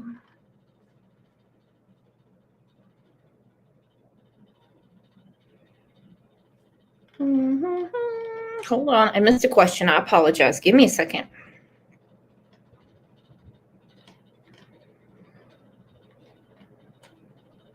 Okay, Everett said every 2 years, I believe. Yes. If she doesn't get paroled today, then she's going to be up for parole again in 2 years. Yeah. He admitted molesting her when she was 15 and continuing an affair with her even after she married and had little Michael and Alex. After police arrested Smith for killing her 2 sons in mid-October, Russell wrote Smith a letter of apology. The letter says, "I want to tell you how sorry I am for letting you down as a father. Many believe my failure didn't have anything to do with October 25th, but I believe it did. I want you to know that you can't take the blame for this whole tragedy." The prosecution says Russell took the stand to give the jury someone to blame other than Smith. While they say they're not blaming anybody, yet they're pointing and looking for blame. And I heard it said that we are blaming other people, that we're blaming him, we're blaming Harry Vaughn, we're blaming this and blaming that. You know, I'm not doing that. God knows Susan doesn't do that. They went from Susan the monster in January to Susan the victim in July. And, you know, I mean, we see it a lot more now than we did back then with social media and things, but basically changing the public's perception.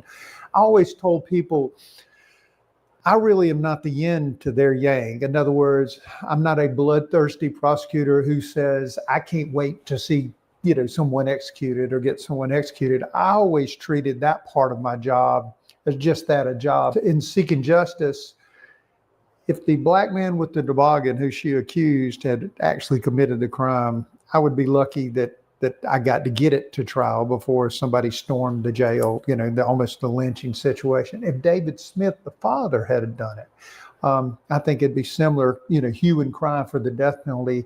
I just felt strongly that Susan should be treated the same. We shouldn't treat her different, as awkward as it was, because you say, who was Susan Smith? Susan Smith could be your coworker, your little sister, your daughter. She had a different field than our traditional defendants. And I think that's what made it awkward for the public and awkward for jurors even. The testimony of this man gave jurors an insight into Susan Smith's life. He's the state agent who conducted interviews with Smith for 4 days before her confession. He told how Susan filed for divorce from ex-husband David Smith on the grounds of adultery. Pete Logan said Susan said David was real upset and called her after he received the divorce papers. She claimed David mentally abused her. Just days before Michael and Alex were drowned, she said David told her he had her.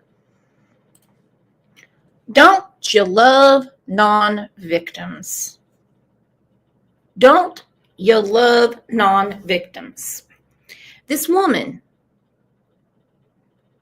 caused horrific pain. But now she wants to talk about mental abuse from David. Look at what he's gone through for years. I feel mentally abused by even listening to that bitch. Think about her stepdad getting up there saying that they were inappropriate. He was inappropriate with her. Okay, that might grab some jurors' attention, but mentally abused by David, and David was cheating on her. We all know why she was so selfish. She really thought grocery store man would want her more if she didn't have children. Again, baby kisses. Yeah, she was lying. She was lying. Mental abuse? You've got to be kidding me. Yet she confessed to SLED and to the local sheriff's department that her children were in the lake. Were in the lake. And we have to hear about her childhood, and we have to hear about David being not so nice to her. This goes to show you that times really don't change. Bitches will always be bitches. She's the one that was having sex with the owner of the grocery store and his son. Their phone tapped. Logan told jurors Susan was concerned about people finding out about her affair with Mr. Finley, her boyfriend's father. Susan told Logan David threatened to tell people about. Exactly. She was having an affair with Mr. Finley and with his son. She really thought she had a better chance with the son. But when he said, yeah, I'm not really a kid type of dude, he didn't expect her to kill her children. He really kind of thought she'd take a hint, which is a new concept for a lot of people. You know, take a hint means quit your fucking shit. But she didn't take the hint. She just thought, well, if I kill them, then he's going to feel sorry for me. I'm going to be famous. I'm going to write a book. They'll never figure it out. Then he's going to want me. He took the stand and said it wasn't about the kids. It was about her. The problem was her. Her. Last month, we listened to the trial of Lazy Simon. They made it clear. They made it clear that Quentin's demise was due to her selfishness. She wanted Danny's attention, and that's what she got. She killed Quentin for it.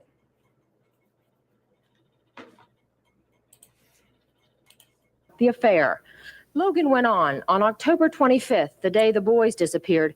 She told her boyfriend, Tom Finley, she was having an affair with his father. He said, that's too weird, and he didn't want to have anything to do with her. Defense attorneys used Logan to portray Smith's troubled life, her father's suicide when she was 6, a sexual relationship with her stepfather, a suicide attempt after an affair with a married man in 1989, her pregnancy and then marriage to David Smith in 1991, their separation in 1992, then her love affair with Tom Finley starting in 1993, and what defense attorneys call her failed suicide attempt, the night she rolled her car into John D. Long Lake. On cross-examinations, prosecutors turned the focus to the 9-day search for Smith's sons. During that time, Agent Logan said he asked her, if you had one wish, what would it be? She answered she'd wish she'd never said anything to Tom Finley about having an affair with his father. This is the letter that Tom Findley wrote to her.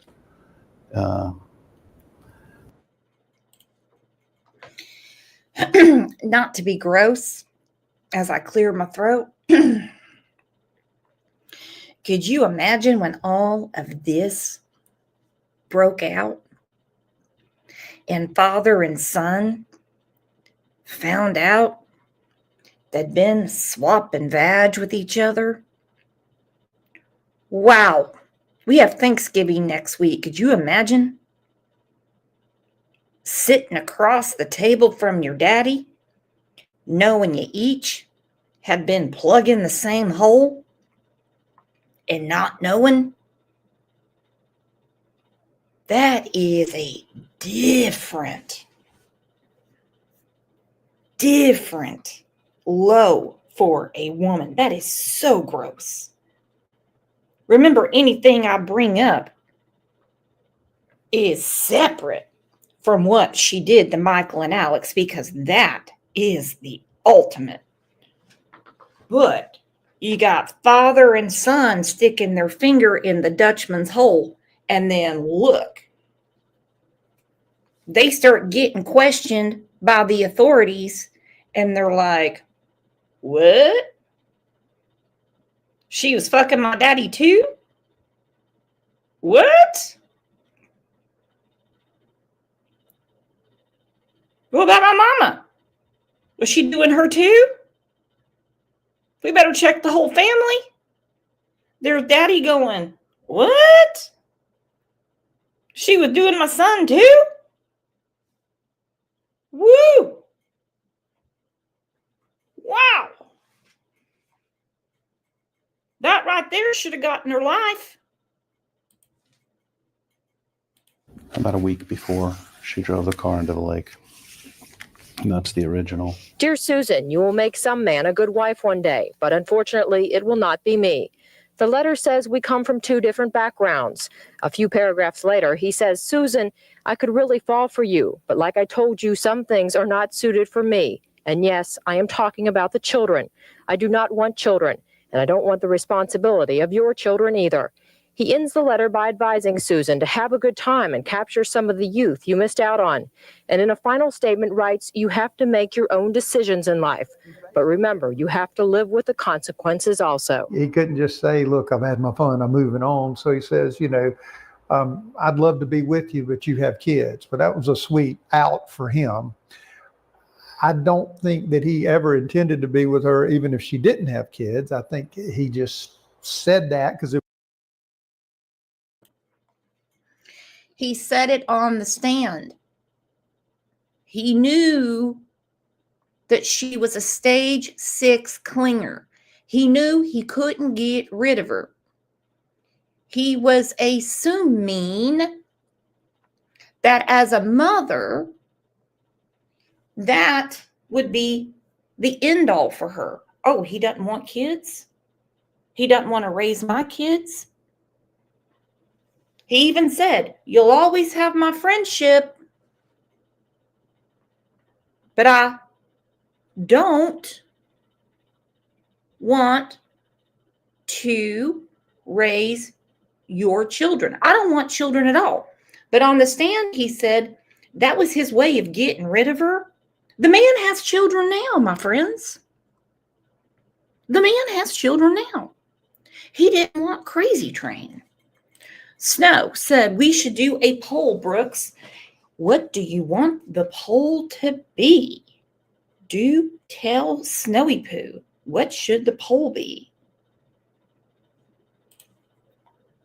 But she gets this whole letter typed out in New Times Roman font. Remember that back in the day? And she's sitting there going, well, I'll fix this since he said he can fall for me. Next thing you know, you got 2 baby boys in the bottom of the lake. Always the victim. Always the victim. Thank you so much, Diana. Look at all these members coming in. I'll tell you what, I can't wait for them to open their email and say, I got shit to watch.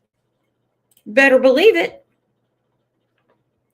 it was convenient. There was nothing that stopped her from just walking away from the kids and from David. But, in the back of my head, I have to think to myself that not only was she solving the problem that the children posed for her, she was doing it in a way that made her sympathetic and a victim. Psychiatrist Dr. Seymour Halleck told jurors what Smith might say. Halleck examined. Okay, we're going to come back to that. Hold on. Let's see. Peas in a pod. How did Daddy not know who the son was doing and hanging out with? Well, because he's not a minor son. He's a grown man. I don't, my sons are 29, 30, and 31. I don't know what they're doing today. I don't know who they're hanging out with. I have no idea. His son's a grown man. Snowy Poo. If she did get parole today, does she get out today? My belief is yes. Madam Secretary Christina Alaska said, Snow, dang it, you're taking my job. No one's taking your job. Nobody puts Madam Secretary in the corner. Never. Examined Smith 6 months ago. He testified that she suffers from schizophrenia, which makes her hear voices, psychotic episodes when she sees herself outside her body. Nothing wrong with that, bitch. Get real. Psychotic episodes outside of her body, chronic depression, adjustment disorder, schizophrenia. Woo! Anita, could the parole board parole her out despite what the public wishes? Yes. They do it all the time. There is a member of the damn Manson family. I think it's Squeegee, whatever her name is. She lives in upstate New York now, and even though there was many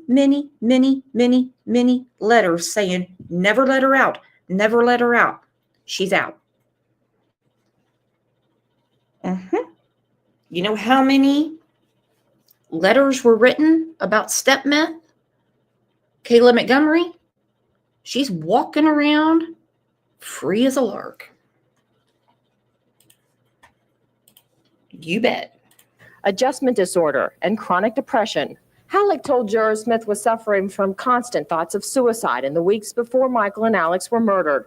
To satisfy a need to feel wanted, Halleck said during that time Smith was having sex with her boss at Conso, her boss's son, Tom Finley, her stepfather, Bev Russell, and her estranged husband, David Smith. On the night of the drownings, Halleck said Smith drove around aimlessly. She almost wrecked her car and at one point stopped at a bridge with plans to jump. Over the years, I've come to think if you give away the children, you're a bad mother. She couldn't give Michael and Alex up because that would make her look bad in the county, in the town. I think she did it to be with her wealthy boyfriend. He could, I guess, give her the lifestyle that she wanted. David knows her. He's got her personality down to a gnat's ass. Now then, we have a clinical question for the chat, and then yes, I will put the poll up. You better believe it. Our girl, Just Me, said, was she depressed when she was laying, guys? This is the most sensible comment we have had all day. Can we have a round of applause for Susan?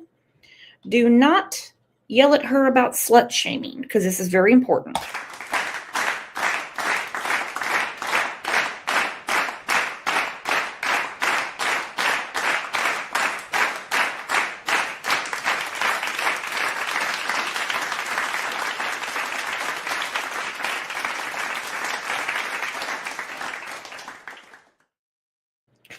Yeah, we have to have certain hormones, endorphins, and the whole 9 yards to do the horizontal boogaloo. So you can't tell me she was in this horrific state of depression when she's got pogo sticks sticking out of every orifice on her body. Hell, father and son probably had them on each ear, on each side of her head. She's not sitting there slurping on a dude saying, I'm so depressed. I'm so depressed. I'm having an out-of-body experience. So depressed. I think I'm schizophrenic. You like that? You want some ball tickling too? No. No. No. All this came up when she got caught. She may have hoped that was going to endear her to the man she was pursuing even more. So, all of that, the calculation involved in all of that, it staggers. This is the wedding album of Susan and David that she had put in the trunk of the car to sync with the rest of the life that she was trying to leave behind. When the boys were pulled from the lake, to the best of my recollection, again, it's been 30 years, but there was, I think, Susan's wedding album, her wedding dress, the kids, basically everything to do with her marriage. But David Smith was in that car. And so to me, it's almost like she bundled up everything it would take to get what she wanted with Tom Finley, i.e. the kids, and put it in that car. And almost like you could magically have a do-over. Photographs of the car sinking, the test that was done. There was a test we did to find out how it would sink, how long it would take. We test the car, and the reason I test the car, I wanted to know as much scientifically as I could know. How long did it float? What would the boys have been facing? That's something you could use kind of in the pain testimony, in the second phase of the trial. Okay, I hate to pause it there, but I have to. Yes, I have to. Let's take a second real quick and please raise your hand or put a 1 in. I know how to ask this question now. Are you new here? Are you new to the channel? Whether you are in the bushes and you're like, yeah, I don't know these people. I don't think I want to chat. Or you're chatting right now, let us know if you're new. Certified Crazy 78, yo girl. She said, asking for a friend. Has anyone not beat her ass up in prison? Quite the opposite. Quite the opposite. She has been the belle of the ball since she's been in jail. Letters, prison guards, Big Bertha. On our last show about Susan Smith, we put a picture of Big Bertha. Still don't know where she got that mustache, but anyhow, Big Bertha. All kinds of letters. One man recorded phone call. We went through it. We have a whole playlist for Susan Smith. Go look at it. He said he was selling his house so that way she would have a nice nest egg for when she gets out and they're together. Another guy kept tons of money on her books, like $100 a week, whatever they allow. She said to him in a phone call, she thinks she'd be a great stepmom. Well, I think you heard what I said about Candace Wells if you follow this show very carefully. When Don Wells was in jail, and Candace Wells, Camp, got on plenty of fish, and she was eating catfish with that guy, Sunshine 420. Remember that guy? Because she had to use mustard because she said tartar sauce is too white and sticky. And I said, no, that's white and sticky is what you're used to, my friend. Anyway, I kept saying, Sunshine 420, I really hope, does not have children because we know how she treats her own children. Imagine how she would treat stepchildren. All right? So now we get to Susan Smith. I think I'd be a great stepmother. Sure. Because you treated your own children so well. Just like the way Nani's treating us right now. Tell you what, if you don't have a membership around here, your name is either Brit or Walking Dead, because everyone and their damn dog has one. Thank you, Nani. I love you.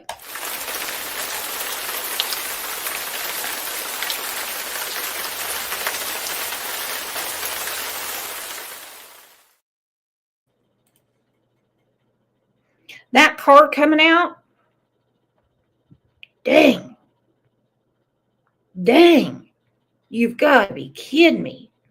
When I saw that on my morning news 30 some years ago, I couldn't believe it. It would take your breath away knowing, because the car finally turns down like this and you're seeing from the boy's point of view, and water comes up through the vents in the floorboard and ultimately covers, the camera would have been the boy's face. And I mean, it literally made it hard for you to breathe. So Susan can see the video. We're arguing why it should be admitted and everything. And I hear noise over on her side of the courtroom, and she and their paralegal they're either playing tic-tac-toe or something, or writing notes and giggling and laughing or whatever. Fast forward, we get it admitted. Now the TVs are turned around, the jury's in, everybody. The video, you're watching the jury's face now because you know what they're seeing, and you see the same thing. And that they're doing this, they're almost like holding their breath, some are crying, and you hear noise from the other side of the courtroom. And now that the jury's here, Susan's crying. That told me everything I needed to know about whether I was on the mark about who I thought my defendant was. No need to cry now. I'm wasting tears. I need to save them up for when the jury's in. And that's exactly what she did. He was under a lot of pressure from... Wow, that makes me mad. Wow, that makes you mad. Think about Leilani. Who did she cry for in her trial? Herself.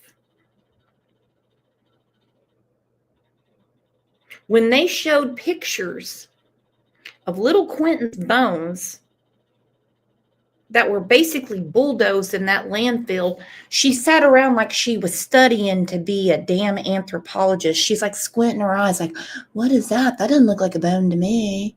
What is that? Oh, they said it's a kneecap. Oh, that's part of a shoulder. Maybe I'll go to school to be an anthropologist. I'm really studying this. No reaction. But when she heard your goose is cooked, she's crying. Susan Smith sat there and she watched the video, them bringing that car out of the water.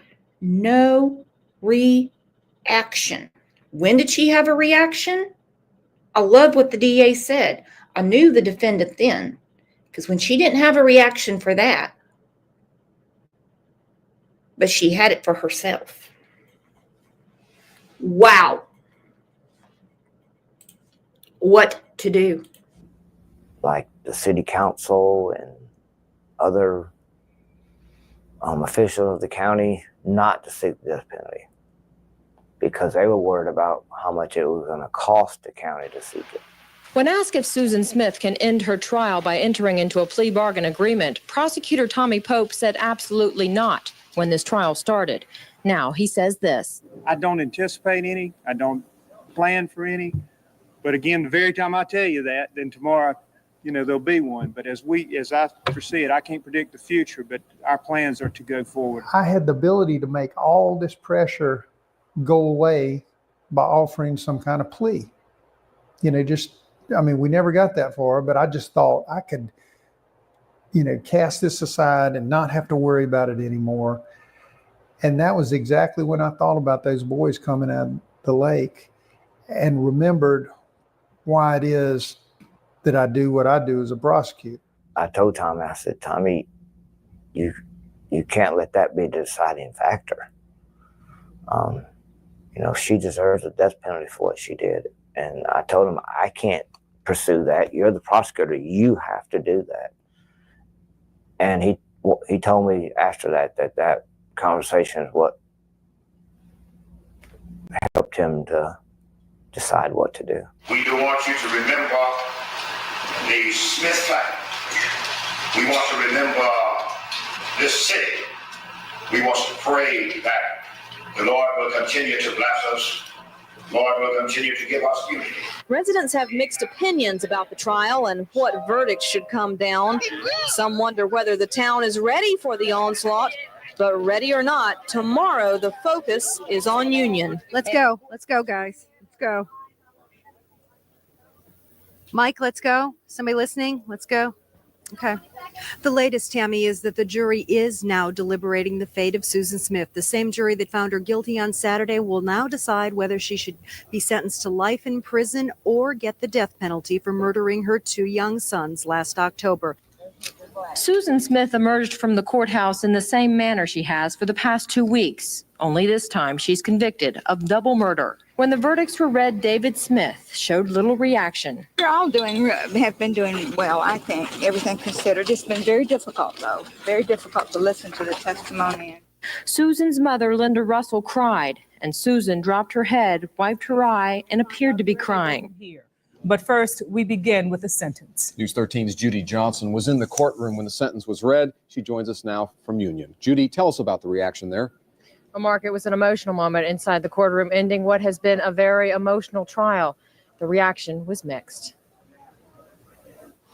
The woman we've watched walk into the courthouse for the past 3 weeks walked into the courtroom late today wearing a black dress, a black jacket, and a blank expression. She sat calmly beside her attorneys as the jury filed in with their decision. Every seat in the courtroom was filled.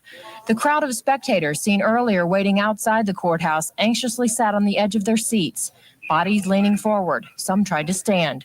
About 30 police officers were also inside to control the crowd. David Smith entered the back of the courtroom. He looked exhausted.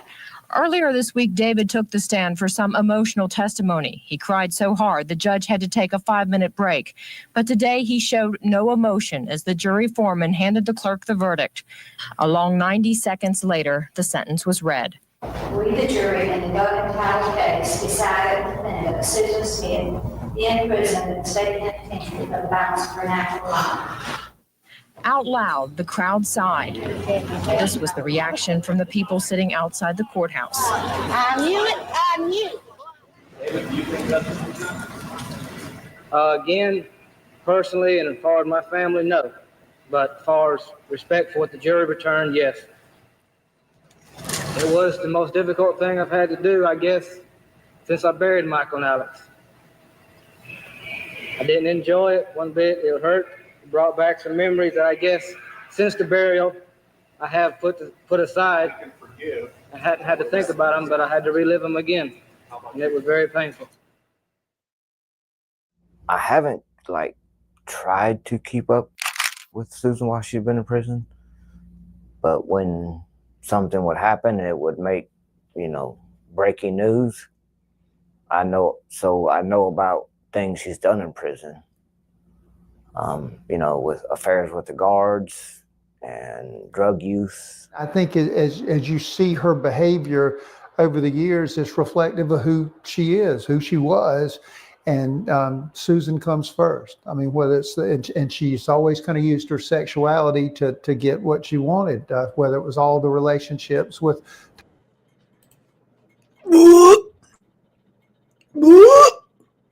She uses her sexuality to get what she wants.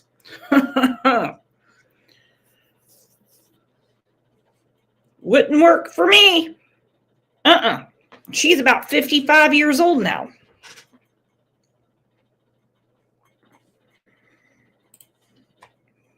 Tom Finley and the stepfather and all those things, or the relationships with the guards. It's not like she's had a spotless record while in there, that's for sure. When and how did you meet Susan Smith? I first met Susan Smith probably my second or third night on duty. Okay, look at this guy. Okay, please. All right. Behind bars, this is what she can dig up. Nothing against the dude. I'm not body shaming. I'm not shaming anyone's looks. But that's what she can dig up behind bars. Okay? This guy lost his job. She got her loving. She did, or whatever you want to call it, because remember, she's super depressed. She's super depressed. Can't do the boom chicka wow wow. But she can, with all the depression, schizophrenia, out-of-body experiences, and everything that she has. Somehow she can still get her groove on. I can't figure it out. I don't know. I'm not a doctor. But this is what she digs up there in the jail. Do y'all remember from the last show, Big Bertha? And she had those women lined up outside her cell. The guards and everything, they're treating her like she's just in a daycare. Really, they're treating her just like she's in a daycare. They're like, okay, whatever. She got those drawers pulled down and they were all taking turns on her because she's running that place. She's running that joint. And then with all of that sexuality, as they said, she's up for parole today. Man, I couldn't imagine the mustiness and disgustingness that's going on down there. God, and I don't mean South Carolina. Danny Dane, thank you for gifting a Crime Lines and Lies membership. For what their charges were.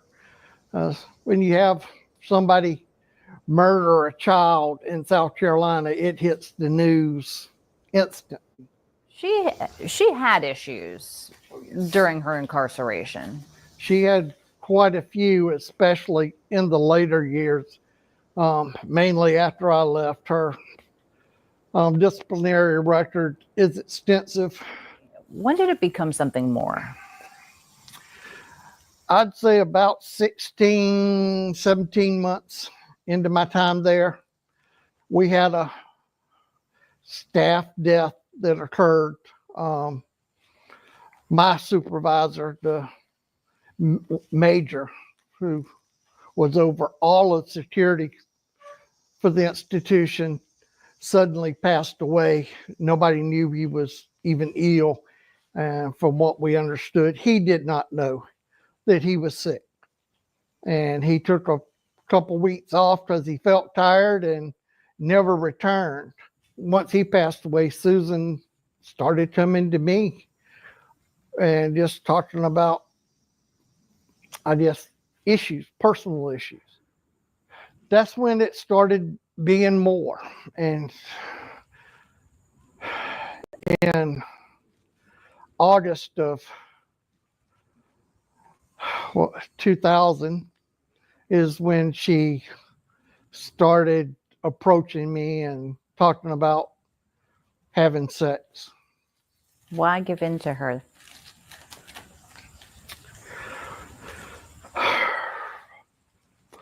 Her personality, the way she talked and approached, her reassurance that it would be our secret for life.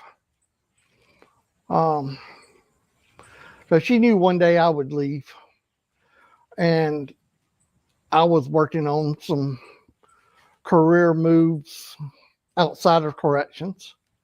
And Well.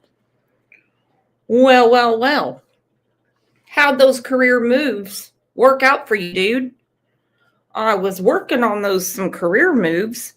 I think we can figure out what their sexual encounters were, okay? Sorry, there was no hot tub, right? There was no steak dinner. There was no Luther Vandross playing, right? There was no candles lit. He basically just opened up the front of his pants and leaned over the bed and said, be as quiet as possible. Keep that personality under wraps, Susan. Got to be kidding me.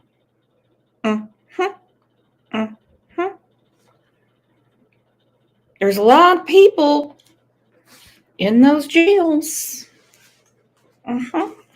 There's no silk sheets, nothing like that. No. She brings this up, and he's like, all right, I'm going to lean into the bunk. You know, girl, your roommate, your cellmate, goes to get her squirt of water and her sliver of soap. Then, you know, you're going to take care of the other poppy, the one downstairs. We're going to call it even. A lot of people knew that, and Susan probably had caught wind of it, but needless to say, none of that become possible after being terminated, because my career in law enforcement immediately ended. I think her behavior in prison shows Susan for who she really is, and Susan thinks of nothing more important than Susan herself. I think that just helps prove the case that she needs to stay where she's at. I just don't think she's fit to be back in. Hold on, where's Snow? Is Snow in here? Is Snow listening? Did Snow go to lunch or something? Paging Snow. Is Snow in here? Sometimes people are chatting, but they're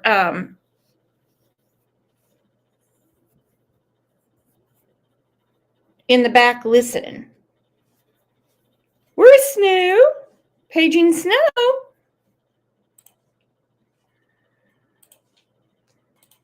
In public, I don't. Well, you know, the solicitor, Tommy Pope, we talked about it before the trial began, and we agreed both to seek the death penalty, which we did, but, you know, the jurors felt different, and, you know, we respected that, but just 30 years for taking 2 lives, and it was done maliciously, with malice and forethought. No, 30 years is not near enough for what she did. It happened in 94. We tried it in 95. In 1996, the legislature actually changed and life began to actually mean life. Unfortunately, back then, not only did life not mean life, you could not tell the jury that, because as I recall, 30 years ago, they came back with, you know, questions of would she be eligible for parole? And the law at that time required the judge to basically say, you as a juror to take life in its plain and usual meaning. You know, life and death mean life and death. And that way it keeps the jurors arguably from diving down into forms of execution, you know, all the things, will it be carried out, will it not? In other words, it tries to save the jury from speculating. But I can remember after the case, some jurors saying they really believed that her, you know, having to be in jail the rest of her life, thinking about what she did to kids and being remorseful basically would be the greatest punishment. If all those factors were true, that may well be accurate, but I think we've seen from her behavior that she's focused a little more on Susan than she is on what happened to Michael and Alex. Back then, the jurors thought that life meant life. You know, and like I said, you know, 30 years later, here we are talking about parole for her. And it's startling how fast it's gone by. That 30 years has passed, but it has, and she is eligible for parole. So this year, the anniversary does take on a different meaning, and I'm committed, and I know Tommy, former Solicitor Pope, is committed, as is I think everyone on the case, to making sure that she remains in jail. She should. This was a terrible crime, and she should serve the rest of her life in prison. She sentenced David to a life of suffering over the loss of the 2 boys. So I love that he said that. I do. I love it. I'm not happy that it's going on. Okay, I'm not happy that it's going on, but he's so right. She, with her selfishness, with her sexuality, with her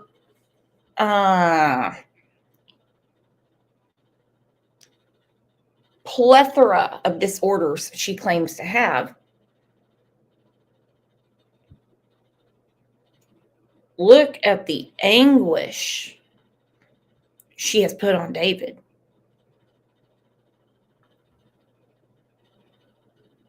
Look at that.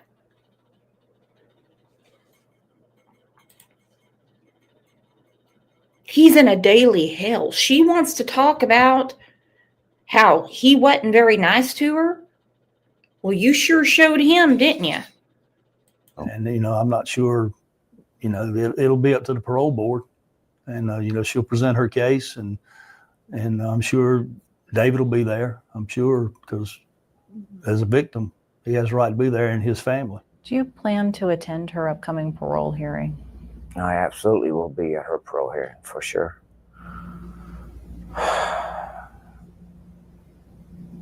It scares me because I don't want to see her. It makes me nervous and just dreading the whole possibility of seeing her again. I'm dreading all of it. Well, they'll consider the severity of the crime, of course, and what she actually did, and they'll also look at her behavior since she's been in jail, which hasn't been exemplary. So, is she rehabilitated? Is she, somebody that they feel has suffered enough of a punishment for what she did? I don't think she's ready for parole. I don't think she realizes what the outside world has become since she's been incarcerated. And I don't think the general public themselves are ready to allow somebody like Susan back into society. I don't think that she would be as welcome as she might believe she is. I don't think she deserves to be back out in the community, in any community. Your mama loves you so much. And your daddy, these whole families love you so much. And you guys have got to be strong. Okay. I'm almost 50 years old. All right, guys? I'm going to be 50 in June, believe it or not, even though I could pass for 21. Go ahead, say it. Yes, Brooks, you could pass for 21. Absolutely. What I'm looking at right here, and please do not get it confused. I'm not feeling sorry for the bitch. I'm just not. But what I'm looking at is a kid. Someone that thought they were going to get away with something. Somebody that thought they were going to get away with something. But in all of these years, she hasn't learned anything. I mean, nothing. She didn't do anything to further her education. She didn't do anything to participate in her rehabilitation. We know what she did. She hasn't done one thing to try to improve herself, and she has a huge debt to pay to society. A huge debt. What did she do? Answered a bunch of fan mail, which is sick, sick, sick. Finagle money out of strangers. Dropper drawers for female inmates. And take care of a few prison guards. That's all she's done. She's never changed. So what we're looking at right here is what we're looking at today.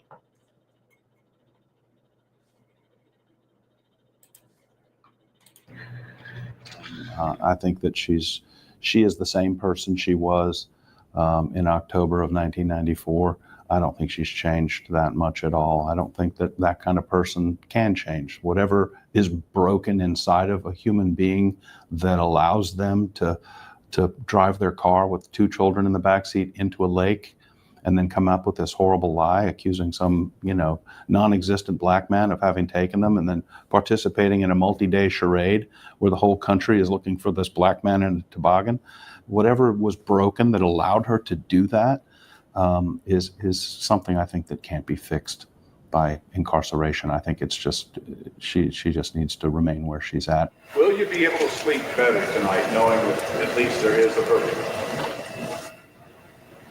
I don't know about necessarily tonight, but I think me personally, along with my family, but speaking for me personally, I do have some sort of a starting point now where I can start to rest easier and have somewhat more peace of mind and start my life back from some point now. Some people What can you tell me about Michael and Alex? Unfortunately, I don't have a lot of memory still of Michael and Alex. You know, I did seek professional help in the years following, and each one of the doctors, psychiatrists told me that those memories would come back, that it was just my body's self-defense looking out for itself, that the memories would be too painful, and that they would eventually gradually come back. But not many have. Like I can remember Michael used to love to ride on the lawnmower with me cutting grass. He would always fall asleep every time. I have like snapshots of giving him baths, playtime in the bathtub. I have snapshots of maybe them walking to the car at maybe at a shopping center. I can't even remember the shopping center. I just can remember I can see them walking alongside me. So it's very scarce. And that makes me sad because I don't have many memories of them. Well, they haven't come back yet.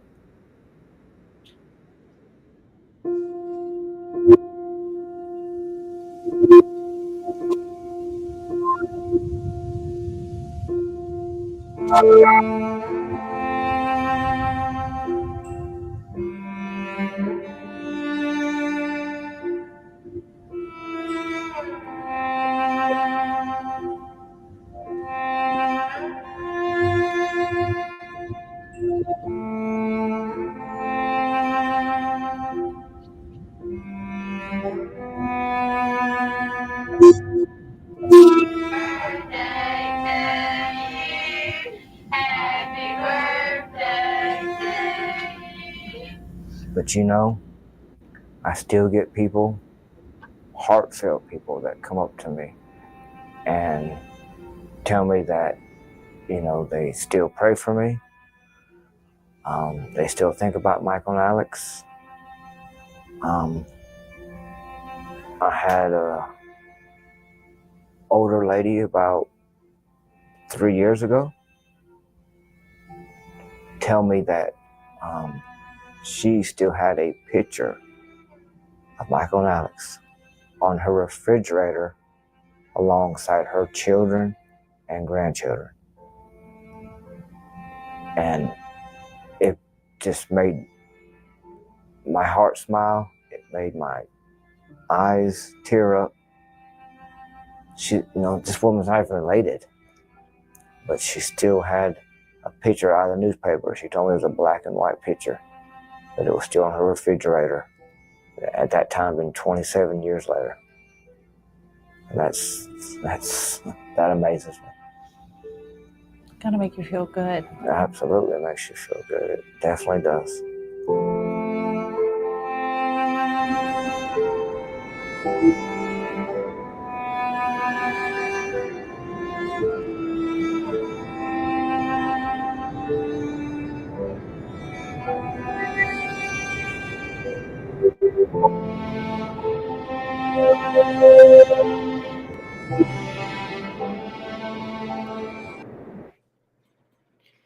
Okay, how terribly sad is that? Okay, according to Law and Crime, She is coming up very soon. Now, as people come in, come back in, leave, come back, let's please give a reminder, because I don't catch everything, as you know, what's going on. Like, you know, they have many parole hearings today. So this right here, I don't think is going to be Susan. If I have to play this all the way straight through, I will, because I don't want to miss any of it. I want to hear, I want to see that report card. Denied, denied, denied, denied, denied. That's what I want to see. And I also want to see who on her little report card is going to approve her being paroled. We had a question from Cicada. She said, didn't she put silly string out all over their grave? Nope, she was in jail. Nope, that was Darlie Rudier. Thank you, Candace Prim. Candace Prim answered it. Yes, she did.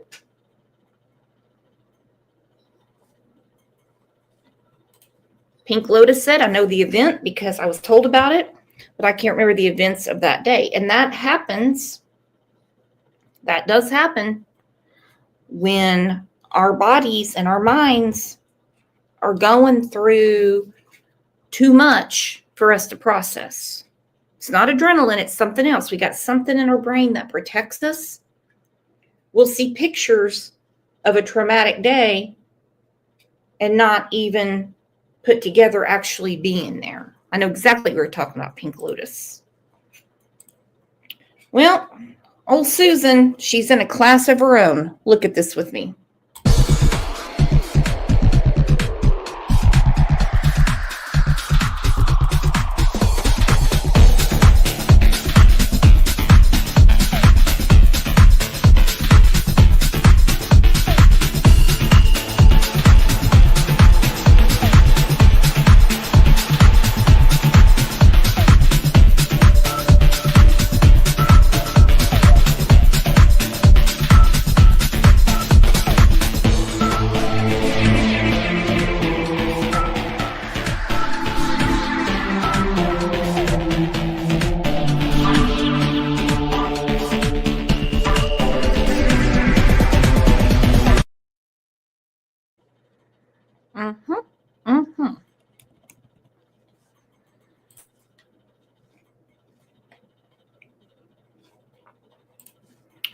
All right, they're gearing up, my friends.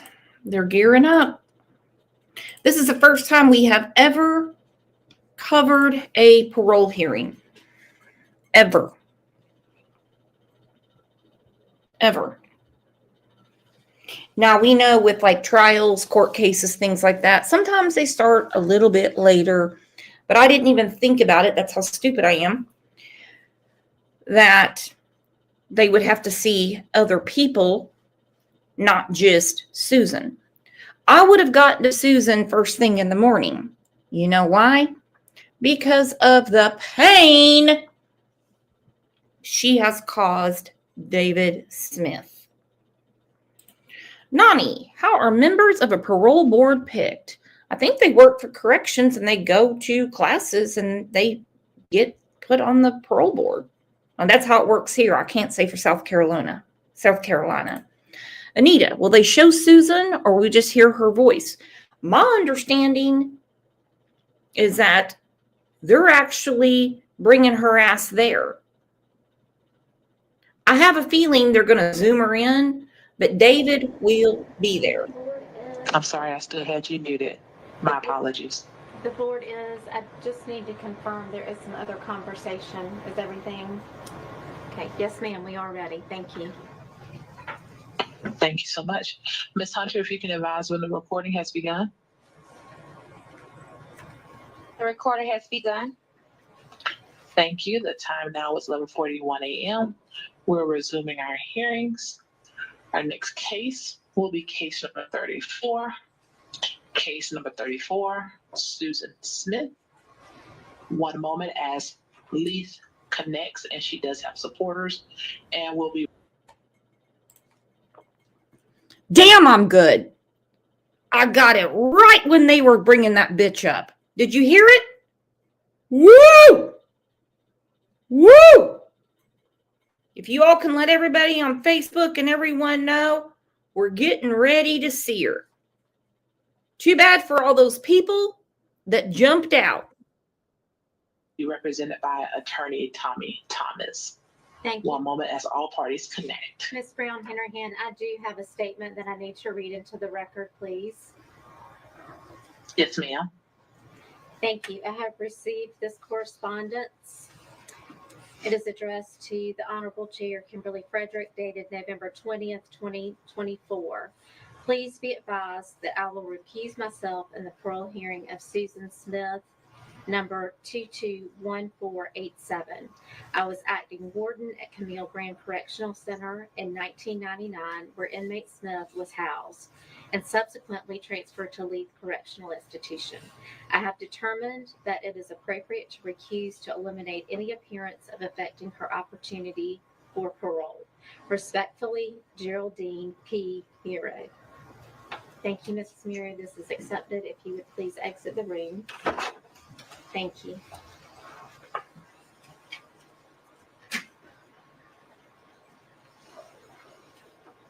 Mrs. Muro has recused herself of this case and has exited the room. Thank you. Thank you. And we have moved her site into the lobby briefly. And one moment as we admit all parties.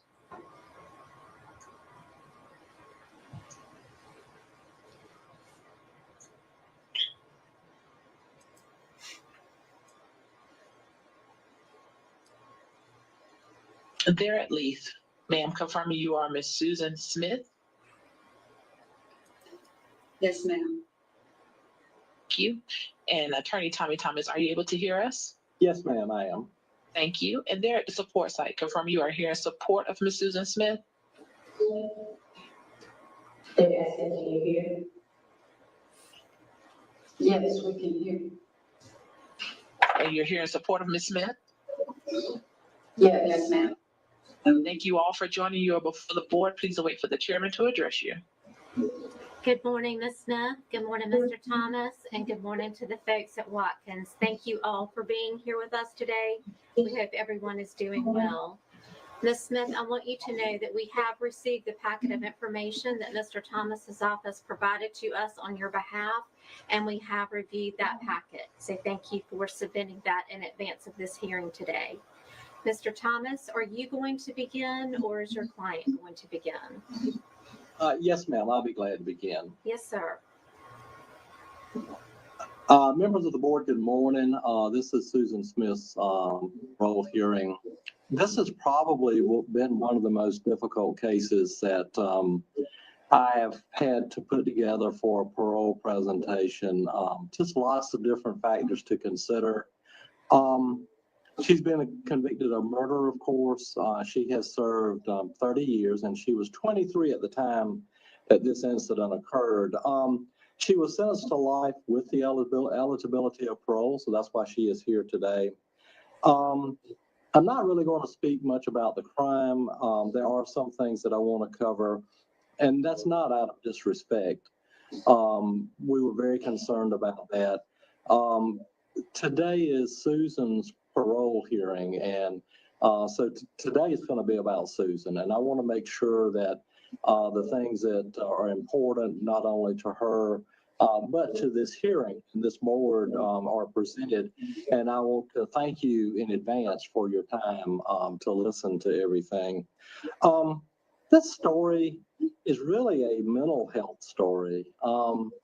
Some of this stuff, I've known Susan for a couple of years, and we've been working on this case.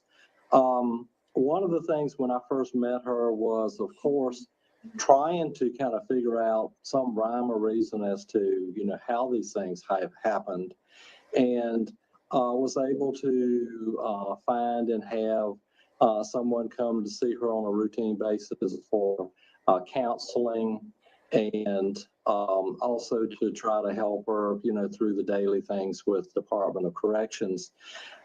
As a result, that's kind of what I came to the conclusion was, it is a mental health story. It's about the dangers of untreated mental health. It is about the lack of insight, the lack of diagnosis into mental health.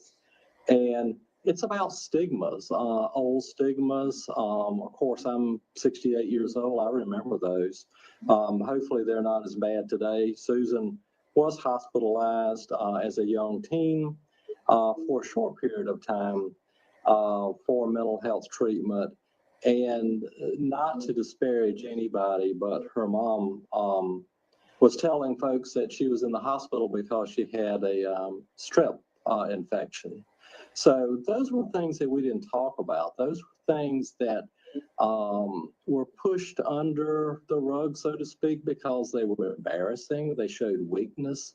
I don't know what they showed, but they showed up and culminated in Susan as a result of a day that all of this came together and produced some horrendous results. So I think it's important to Susan, if anything comes out of this hearing, it's that people understand there's nothing to be ashamed of. There's nothing and no reason not to reach out and seek treatment. And there is certainly no stigma that should be involved in trying to better yourself and help yourself for yourself and for others, members of the family and everyone. Susan, moving on, Susan is a high school graduate. She has some college with USC Union. She has attended International Christian College, and she's worked on an associate's degree. She's still actually working on that in Christian counseling. She has no prior record that I'm aware of. If paroled, she would be living with her brother, Scotty Vaughn. Scotty is here today and very briefly wanted to address the board. The job for her, she has served 30 years, so she's been in Department of Corrections for a long time, would be through vocational rehab. The PEP program is probation and parole, would know it. And we have made arrangements for aftercare with a licensed mental health professional. You have that information in the packet that's been provided to you. Some of the programs that I took the time to look at everything, to look at the programs that she's been involved in. And I'm not going to speak about all of those because you have those in the packet. The ones that I think are important and relevant today is the self-harmers group. She has attempted to commit suicide on several different occasions within the Department of Corrections. 7 Habits, Beyond Abuse, Jumpstart, which she is a great fan of. She does not have a drug or alcohol addiction, thank goodness. She has been active on Endovo and the Cipher Works programs, Loss and Grief, healing seminars, women's empowerment, anger management, self-esteem, and domestic violence workshops. I normally, and I've presented a number of parole hearings, I first started with this thinking that it had to be different than normally what I would do as far as a presentation. And I came to the conclusion maybe this week, and it doesn't. I think it is, and I will stick with what I would normally do as far as the structure of my presentation. What I always begin with the board is contributing factors because I believe that's important. We need to know what was going on, why it was going on, for the board to be able to make a informed decision about her parole expectations and her parole eligibility, and what kind of candidate she is for parole.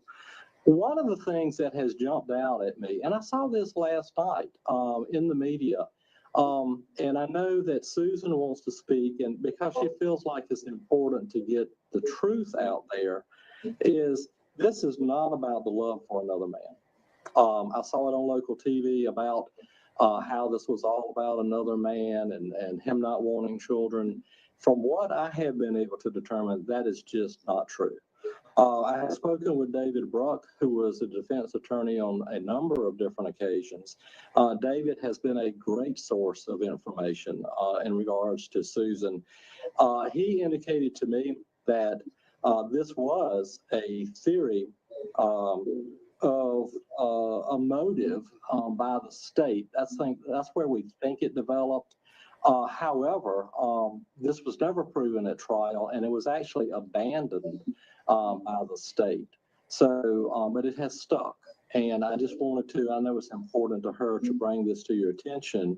The contributing factors in this case were multiple stress points. They converged all at the same time. And we are certainly not trying to say anything about, the horrificness of this crime. It is, and she was found guilty. But we're trying to kind of maybe present to the parole board how these things developed and how it's possible that something like this could happen. One of the things that has been important in her life, and I think is a huge contributor to this crime, is the suicide of her dad at age 6. Horrific, just horrific. And she blamed herself. How could he leave me? And I think it sets the stage for the beginning of some serious mental health issues, some serious depression, which just kind of culminates and continues to snowball. And the lack of, recognition and treatment for this issue with her dad. I mean, it was like the old stigma of, we just tough through these terrible situations, and that's how it's done. It's not done that way. There were some attempts to get some sort of psychological help for her after a couple of suicide attempts, and never went anywhere. She was the child. The adults in the picture did not, can't blame them. I think it was the times, did not seek and try to understand the depth and the significance of this and what it was going to produce at a later date. Severe depression,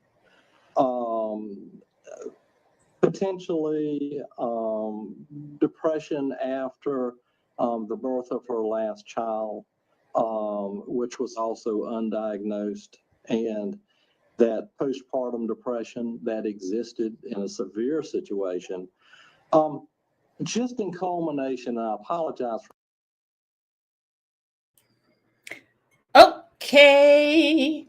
Sorry, I had to interrupt. Postpartum.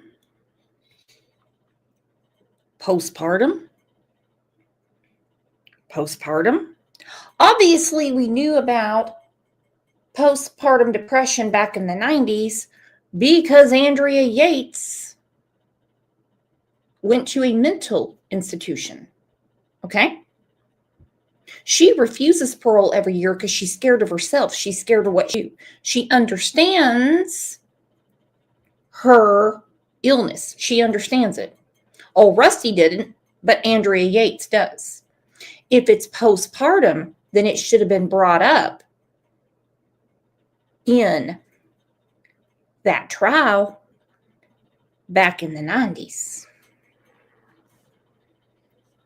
Postpartum. She does not have it. At one time, I thought Lindsay Clancy did, but boy, was I wrong. For reading something to the board, but I've looked at so much material, and if I can beg the board's attention for a few minutes, I would like to say this and read this because I think it summarizes everything that I've been talking about and everything that Susan wanted to talk about what happened.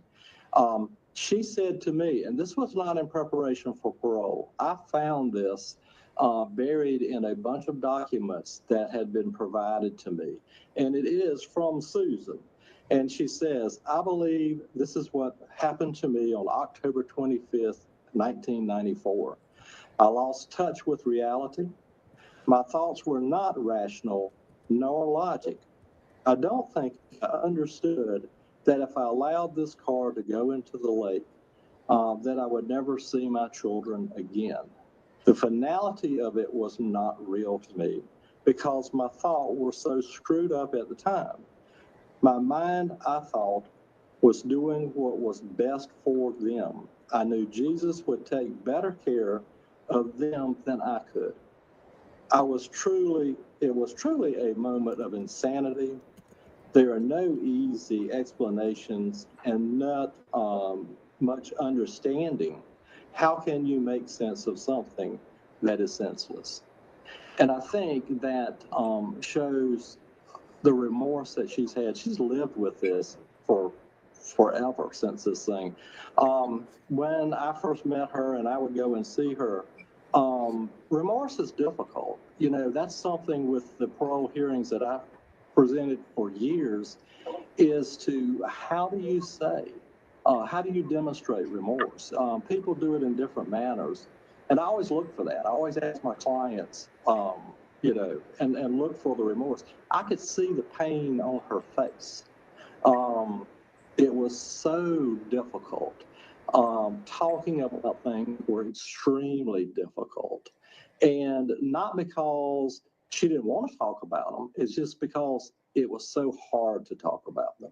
So I think that she is truly remorseful for what happened.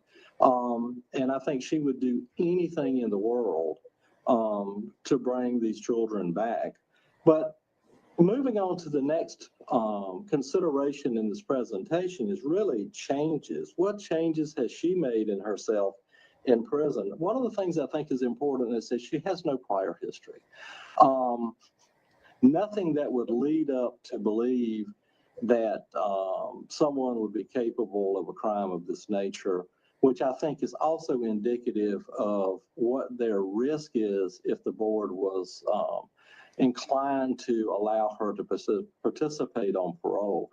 I don't think that was as a risk, and I think that's what our counselor, who had seen her on a regular basis for a number of years, also indicated that it was very low risk.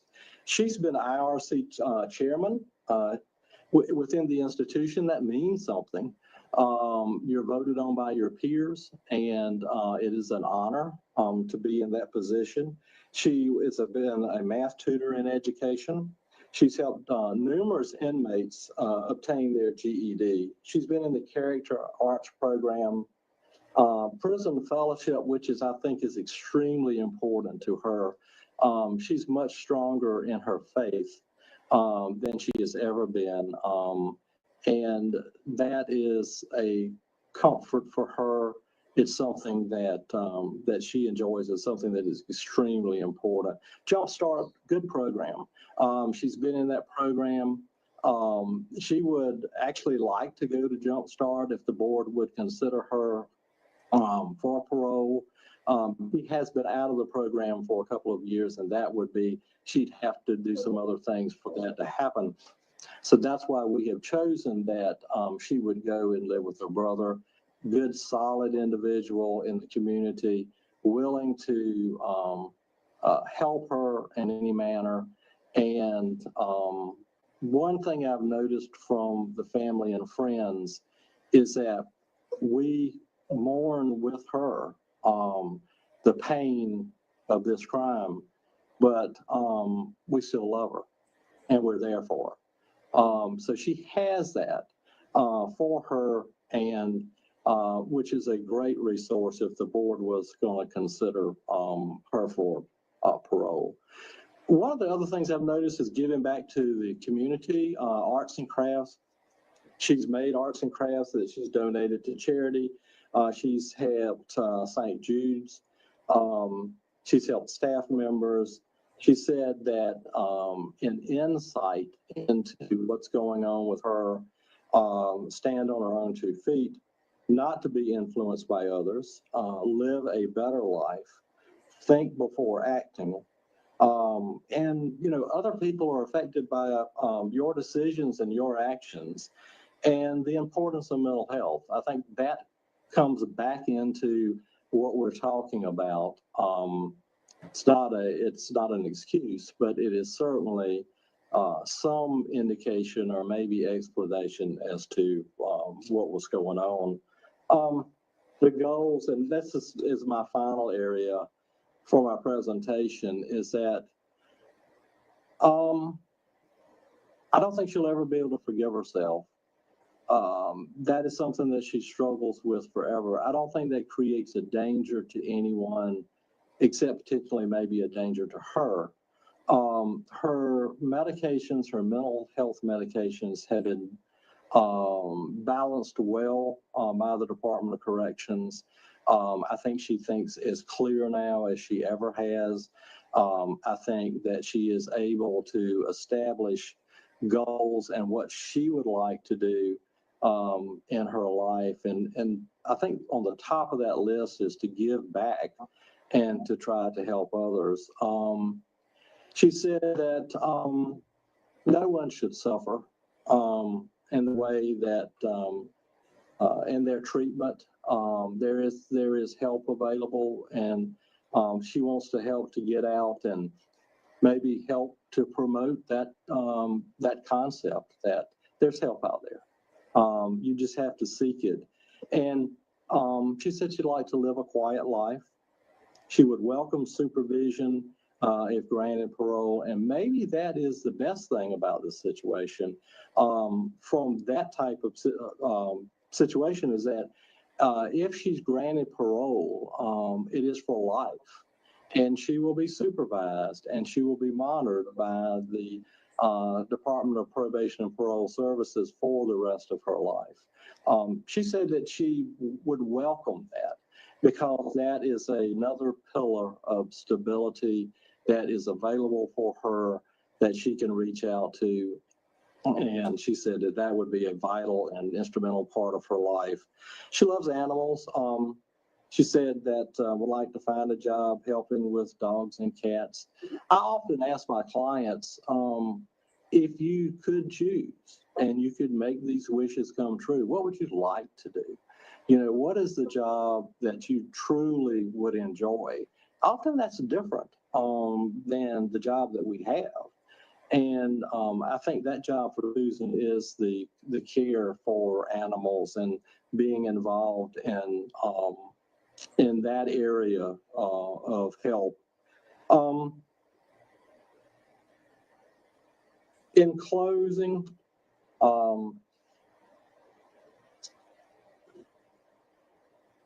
I think that she has indicated to me that her desire is to make her life mean something, something other than the things that she has done, to make a positive impact in her life.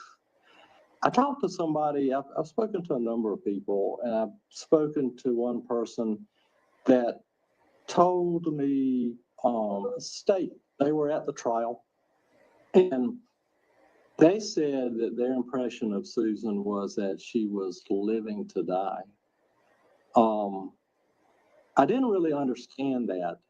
I think the more that I have been talking to her and preparing this case, that maybe I do. I think that has been Susan's life, is living to die for the things that she has done. And I think that what she's asking today is to ask the board to consider a parole for her, so maybe she can make something positive out of a horrific situation. I want to thank you for your time. I know I've taken a lot of time today. I would just ask if you would please consider her for release. Thank you, Mr. Thomas, and we appreciate all Yes, your ma'am. comments. Thank you. And again, thank you for the very detailed packet that you presented. Ms. Smith, Yes, ma'am. what would you like to tell us today?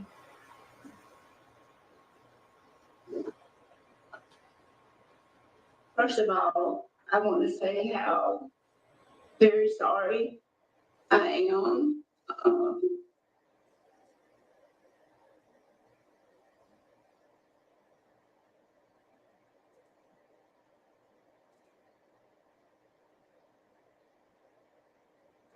It's okay, Susan.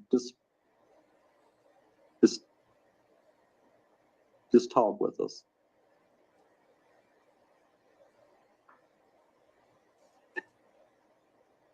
I know that what I did was horrible.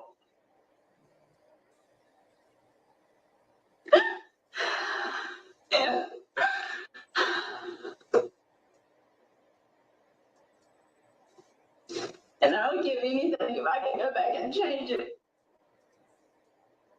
And I love Michael and Alex with all my heart.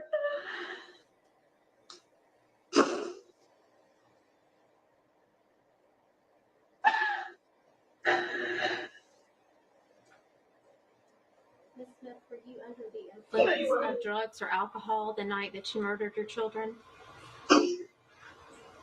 No, ma'am, I was not. Your attorney talked about working with mental health. Is that helpful to you? Ma'am, Mr. Thomas, I hear you. Mr. Thomas talked about the fact that you were working with mental health. And my question is that helpful to you? Yes, ma'am. Is that something that you would be willing to continue with on the outside if you were granted parole? Yes, ma'am. Ms. Smith, your crime took a lot of resources from the law enforcement community. What, if anything, would you say to the folks who worked so hard to find your children if you had the opportunity to speak to them today? That I'm sorry that I put them through that. I really, really am. And I'm especially sorry to the drivers that I had to find them. I wish I could take that back. I really do. I didn't lie to get away with it. I really did. I was just scared. I didn't know how I could tell the people that loved him that they would never see him again.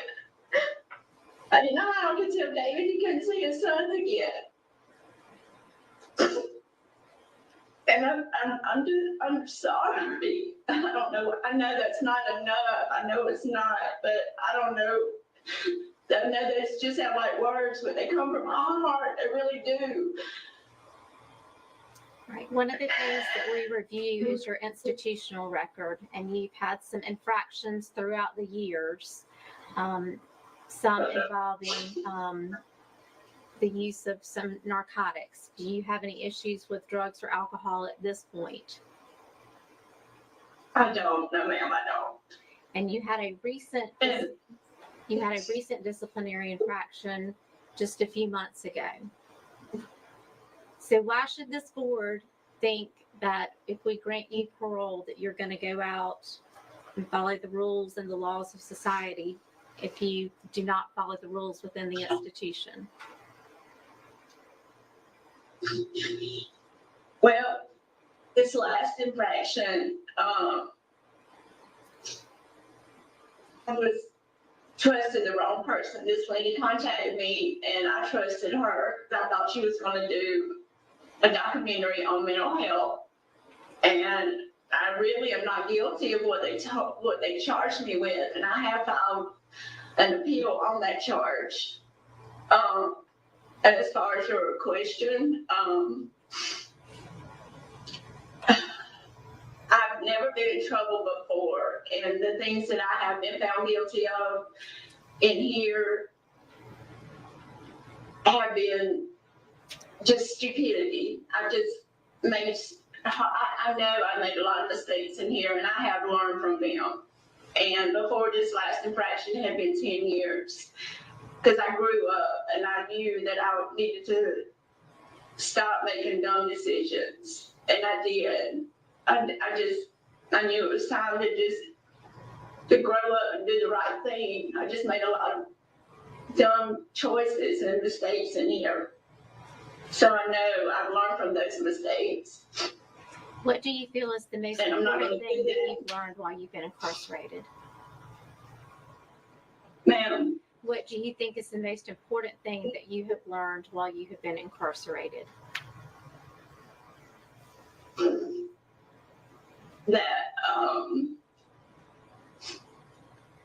that people are important, that forgiveness and love, that family is important, and that decisions we make don't just affect us, they affect the people that we love. And not to take things or people for granted. All right, is there anything else that you would like to tell us today that wasn't in your packet or that has not already been said? I would just like to say that I am a Christian and God is a big part of my life, and I know He has forgiven me.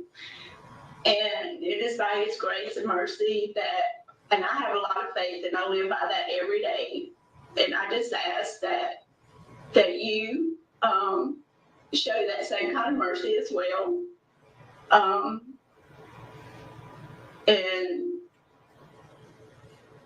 I guess, yeah, that's it. Thank you. Are there any other questions Okay, from the board? Folks at Watkins, I need each of you to please state your name for the record. All right, cool. So besides her killing her babies, I guess Jesus wrote her a letter in jail and said He forgave her. She didn't say one thing about her children. Not one thing. I know family is important. Well, we know your brother is because you're going to go live with him, right? She said something about David, but she called him Davy. Davy.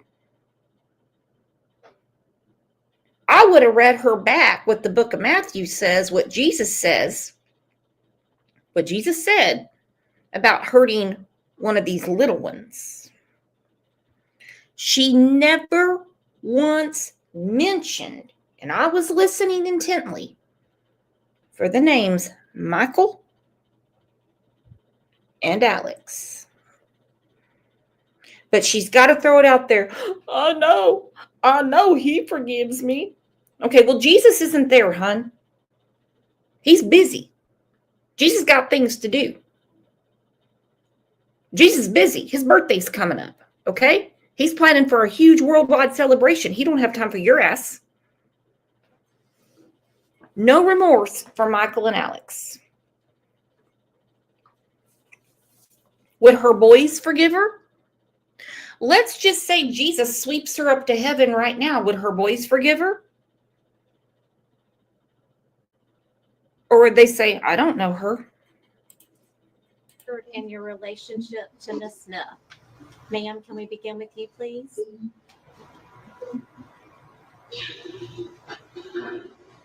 Ma'am, state your name and your relationship. What? Ma'am, state your name and the relationship. I did not, is it I? Yes, ma'am.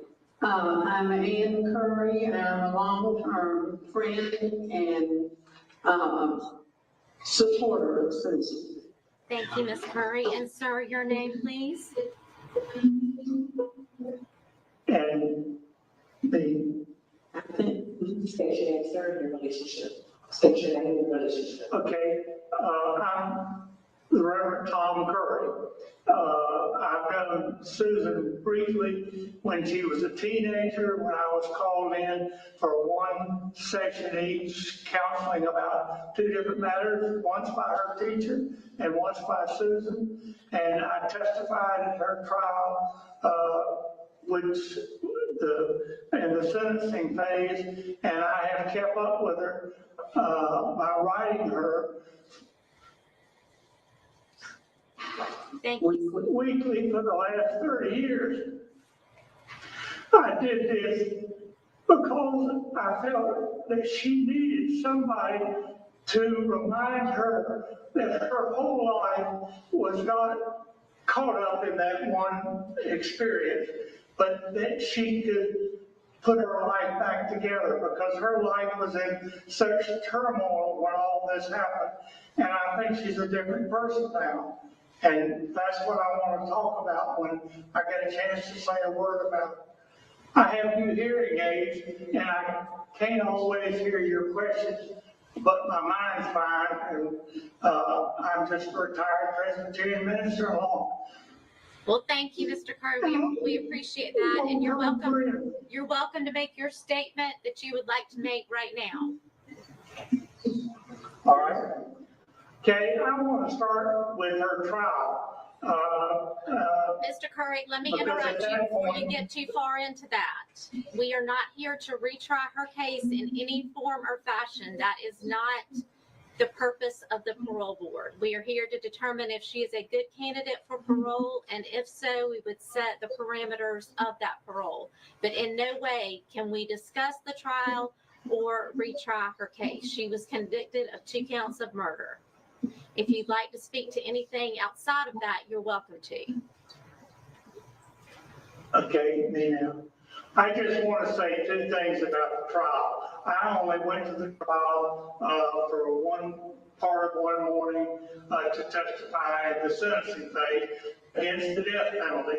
And the 2 things that I picked up from the trial itself was, one, a prison guard who came, a female, who said that she had not seen a criminal as remorseful as Susan was, and that she felt her remorse for what she had done was genuine. And the second thing was one of the jurors. The prosecuting attorney was pushing hard for the death penalty, and the jury voted not, and they voted life, as y'all have already mentioned. But one of the jurors said that she felt like that it would be harder for Susan to live with what she had done than to die. And I thought that was a true statement. And it certainly has been for Susan during her 30 years in prison, and especially the first part of her time that she was there. It's been easy. She attempted suicide several times, and she had a couple of run-ins where guards were able to use her for their pleasure, and that's a bad situation, and was dealt with, and she was not the only prisoner involved. All right, thank you, Mr. Curry. Thank you for your comments. Thank you for your comments. Mrs. Curry, do you wish to say anything? Yes, please, and thank you for letting us speak. I just want to say that I really think Susan is ready for parole now. She has surrounded herself with a caring support community that advises and encourages her, and she listens to them. As Mr. Thomas said, she has done everything she can to prepare herself to live outside of prison, and taking courses and learning how to teach, and caring about other people, and working on teams and projects together. And thirdly, as both of them have said, she is not the young woman who went into prison 30 years ago. She is much stronger. She has grieved, is still grieving, will always grieve. But she's learned from it. And she has experienced paralyzing remorse and survived. Today, she wants to begin to rebuild her life, and I hope you'll give her that chance. I want to say one more word. For the last 2 years, now remember, I was wrote her for 30 years, once a week, pretty close to every week. And that is, the last 2 years, I've ended my letters by saying, Susan, you live in a needy place. Share God's love with those around you and with your other contacts, but always live in hope for your own future. There is a time when you will live on your own again past prison, and that's what I hope y'all will give her the chance to do at this time. She is a very different person from what she was 30 years ago. And I've probably been in contact with her talking about spiritual things, but also just trying to enlarge her life by telling her about what's going on in the world around her and in the Curry family. She's the same age as one of my children. All right, thank you, Mr. Curry. We appreciate all of your comments, sir. We appreciate all of your comments and all of the information. Mr. Thomas, anything in closing, sir? No, ma'am.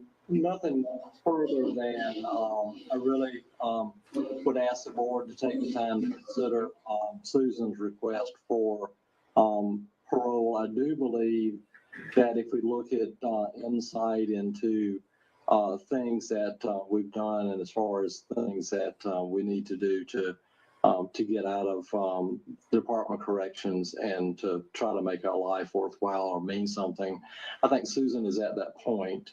And I just again want to thank you for listening today, and hope you would consider our presentation. Thank you, Mr. Thomas. Thank you, Ms. Smith, and thank you, Yes, Mr. and ma'am. Mrs. Curry. We certainly appreciate all of you joining us today.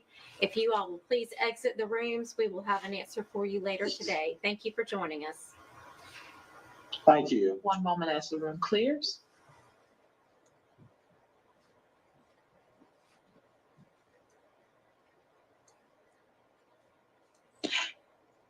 And the room is clear, and we do have additional testimony facilitated by the Office of Victim Services. Please wait as all victims join from central office.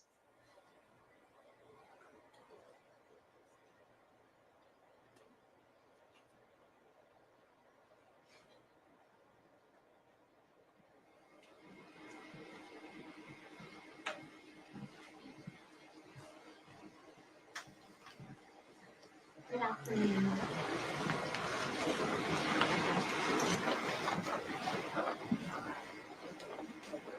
You all come on in. Thank you.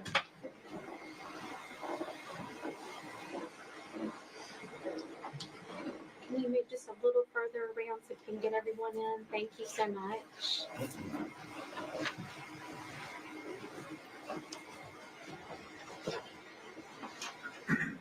Thank you. Good afternoon. You all are here for the parole consideration case of Susan Smith. Is that correct? Yes. We are so very, very sorry for the circumstances that brought you all to be a part of this hearing today. But we cannot tell you how much we appreciate you joining us and being here with us today. Thank you so much. Before we begin, I do need each of you to please state your name for the record and your interest in this case. Sir, can we begin with you, please? Stand up. You don't have to stand up. You do whatever's comfortable for you. I'm David Smith. I'm the father of Michael and Alex. Thank you, Mr. Smith. And I'm Tiffany Smith. I am David Smith's wife. Thank you. I'm Rebecca Smith French. I'm the aunt of Michael and Alex. I'm Savannah Smith, and I am David's daughter, Michael and Alex's sister. Austin Hughes. I'm a friend of the victim family. I'm Tommy Vogt. I was the solicitor in the original trial. I'm Kevin Brackett. I'm the 16th Circuit solicitor currently and was a prosecutor on the original case. Laura Hudson with the Crime Victims Council. Mark Reynolds. I'm with the victim's family. Billy Bailey, personal friend. Kathy Bailey, personal friend. Jeff Bailey, Sheriff, Union County. Scott Cooper, Sheriff's Office, Union County. Michael Cogdill, documentarian. Rita Swan, aunt to Michael and Alex. Doug Smith, Dave's uncle. Thank you all. And again, we are so very, very sorry for the circumstances, but thank you for being here with us today. We do have the facts of the offense, and we've heard from Ms. Smith. Now we want to hear from you all, whether you were for or against parole. And if anyone would like to make a statement, you are certainly welcome to do so. Mr. Smith, would you like to begin, or would you like to conclude at the end? It's completely up to you. Conclude at the end, please. Okay. Who would like to speak first? I'll speak first, please, ma'am. Thank you. Yes, sir. So I'm Tommy Pope. I was the 16th Circuit solicitor, and this was a death penalty case. And the reason it was a death penalty case, the solicitor has that discretion, but the reason it was a death penalty case, the facts and circumstances. And I just felt strongly that had the black man with the toboggan committed the crime, people would expect a death penalty. If David Smith had committed the crime, people would expected the death penalty. And I thought it was very important that the betrayal that Susan Smith showed, that she be treated the same. We knew it was going to be difficult. We knew there was a likelihood of not achieving the death penalty. But I think it's important to note the jury at the time actually asked, what did life mean? And you may be aware, but in that time, life did not mean life. Life became life in 96. We tried the case in 95. So the jury was asked, and the judge was required to instruct the jury that you take life and death in its plain and usual meaning. Carrying that forward, the jury showed her mercy. The jury gave her a life sentence. But one of the jurors, or more of the jurors, after the fact, and speaking to the media, said that they believed the life sentence was the greater punishment because they believed that Susan should have to reflect on what she did to Michael and Alex, that she should have to spend the rest of her life thinking about what she'd done. The two fallacies in that logic that the jury could not have known are, number one, obviously we're here today, so life did not mean life. Number two, and you have it before you, Susan's conduct from the day she rolled the kids in the lake. The defense claimed a botched suicide, but she was able to save herself. She was able to blame a black guy. She wasn't wet. She wasn't injured when she runs to the house and concocts this story. Susan has always focused on Susan. I will believe to the end of my time that Susan made a horrible, horrible choice to choose a man over her family. I said the boys were in the car, her wedding gown was in the car, her wedding album was in the car. She thought in a nice package she could roll that away. If she could have put David in the car, he would have been there too. In a nice package, she could roll that away and start this new life with this other man. And she led everyone on, including David, for 9 horrible days. And so as you look at her conduct in prison, whether it was a relationship with guards, the social media, the attention, the conduct recently with the publisher, Susan, she's got people outside. I'm sure you've heard from them that want to take care of her. Susan has always focused on what's best for Susan. And so the evidence that you have before you, I think, tells clearly that she has not focused on Michael and Alex. She only has and continues to focus on herself. And so on behalf of this family, on behalf of justice and the justice for this case, it's not about her behavior or what she would do when getting out, but I know one of your criteria is the nature of the crime and whether the punishment is there. And I would submit for the crime she committed, the action she committed, that punishment has not been achieved yet. And so I would ask you to deny parole. Now, thank you for your time. Thank you, Solicitor. Appreciate it. Would anyone else like to speak? Yes, Yes, sir.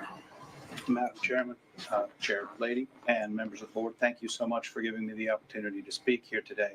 I was on the prosecution team that handled the prosecution along with Solicitor Pope and Speaker Pope now, who you just heard from. I wanted to bring to you a couple of vignettes from the case to help bring this alive for you. In the course of preparing for today, I've gone back over the case. I've reviewed the file. I've pulled some of the evidence out, which is in a closet just off my office. Evidence like the note that was written to Susan Smith by her boyfriend, the man she was cheating on her husband with, who told her in the note that he could not be with her anymore because he didn't want children, and that they had no long-term future because he didn't want children. And then 1 week later, she's rolling her car down the ramp at John D. Long Lake with her 2 children strapped into the back.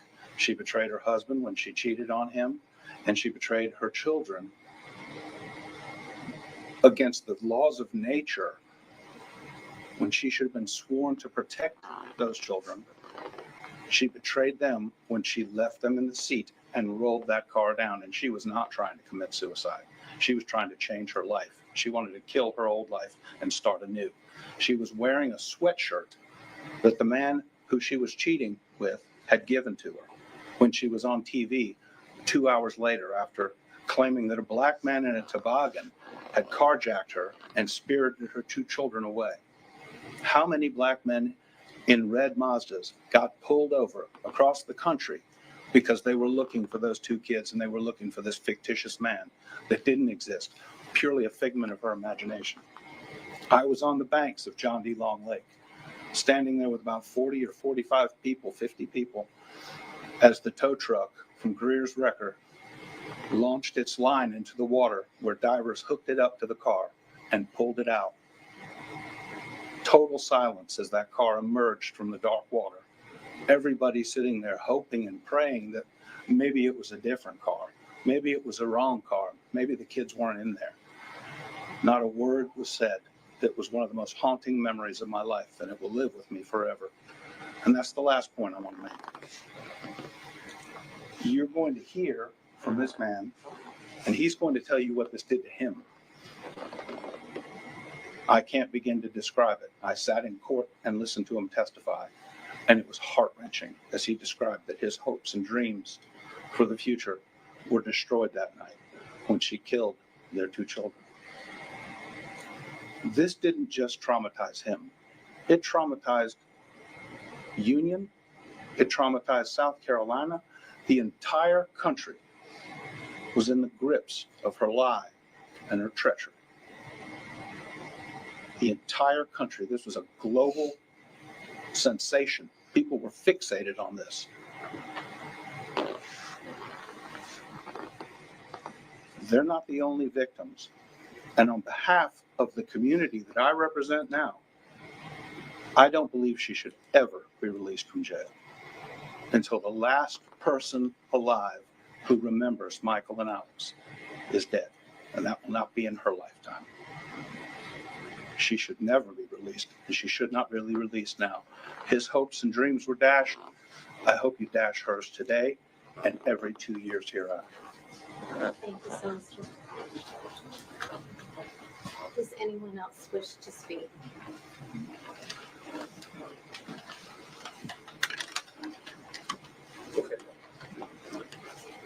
You're welcome to stay seated if you're more comfortable, whatever's best for you. Okay, thank you. I'm going to read what I wrote. Okay, it's easy, if you don't mind. When Susan murdered Michael and Alex, she altered the course of my life and my family's life forever. Having grown up with 3 older brothers, Susan was like the sister I never had. I was a teenage mom of just 16, so I looked up to her and even admired her. I thought she was the best mother to the boys, and I strived to be just like her. I would even leave my own daughter with her while I attended night school. Susan betrayed us and took the lives of those boys and then lied about it. For days, when she did this, she destroyed a trust in me that I've never regained. And as a result, I do not develop close relationships with others easily, in particular females. Anxiety and depression have plagued my life for years. I push it away during spring and summer as best possible, but it always creeps back up around Alex's birthday when it rolls around in August, because I know Michael's won't be far behind in October. And then the anniversary of their death on the 25th. Because in my mind, it always refer to this period of time as the sad months. Throughout my career, the majority of any time missed at work is around Michael and Alex's birthdays and the anniversary of their death. I stay in bed and sleep to deal with the depression. It's just easier this way, or at least it seems to be. Something as simple as taking up a new hobby turned into a nightmare for me last year. My boyfriend and I decided to take scuba diving lessons. I geared up with all the equipment, face mask on, oxygen tank on my back, stepped off the side of the pool into 15 feet of water and immediately sank to the bottom from all the weight I was carrying. Normally you'd remember to breathe and begin to ascend as I had studied for all the weeks leading up to that point, but nothing prepared me for dropping into a body of water and the feeling of being weighted down, unable to breathe, and seeing Michael and Alex's face. I immediately panicked, ripping off my face mask, sucking in water, and not being able to come to the surface from all the weight I was carrying. I was drowning, and I knew in that moment that was the closest I'd ever come to knowing what my nephews had endured and how horrific and scared their last moments had to have been. Something as simple as taking up a new hobby was yet one more thing Susan was taken from me. In over 25 years, I have found myself finding comfort going to the cemetery where the boys are buried, beside our older brother. I go there often and I will tidy up their graves, where people have left trinkets or gifts, and I talk to them. I go there when I'm happy. I go there when I'm upset. Rainy days, sunny days, cold days and hot days, it doesn't matter. It brings me peace just being there. But as a result, I'm not able to bring myself to move away from Union County because now I don't want to leave them. We have missed Michael and Alex's kindergarten graduations, numerous birthdays, birthday parties, summer vacations, Easters, along with annual Easter egg hunts at Meemaw's, Thanksgivings, Christmases, football, soccer, baseball games, proms, high school graduations, possible marriages, and births of their own children. We don't know because they never had a chance. They never had a chance to live a life of their own. Susan took that from them. She took that from us all. I know she wants a chance to be free after only serving 30 years. No. Life should mean life. So I'm respectfully asking you to please deny her request for parole. Thank you. Thank you, ma'am.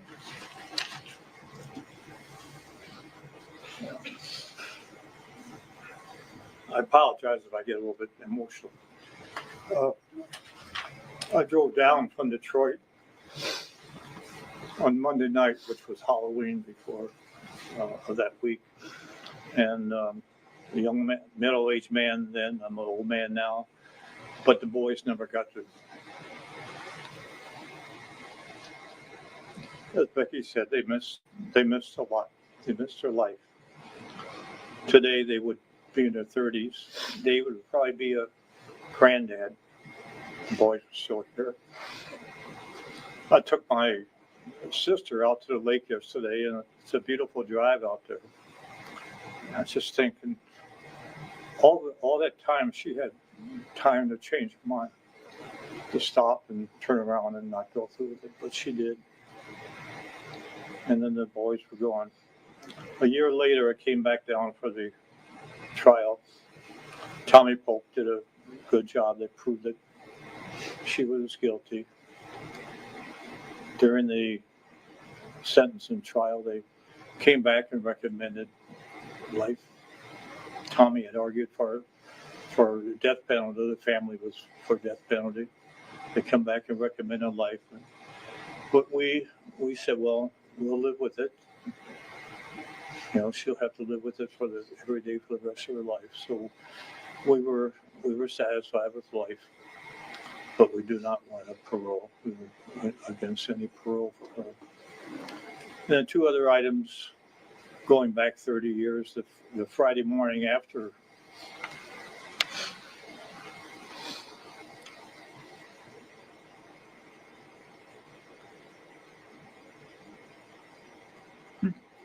apologize.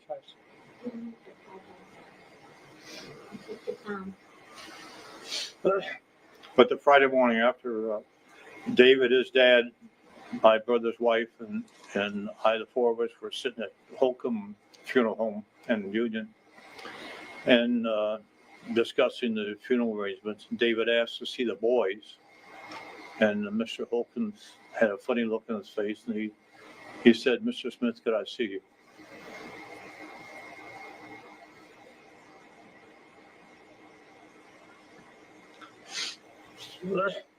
So we went out, and he said, "You know, your nephew can't see the boys." And he told me why. He said, "You know, the boys were in the water for 9 days."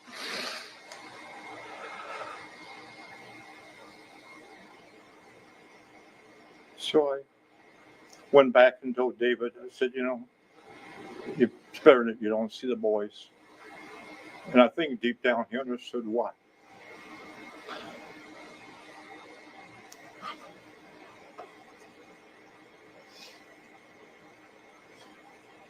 The next day, Saturday, three of us, David, his dad, and I went out to the Bougainville United Methodist Church Cemetery and to look where the boys are going to be buried.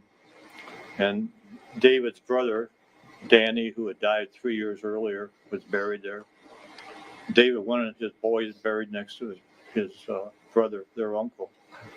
But the way the cemetery is laid out, there was no room for the boys to be put next to Danny.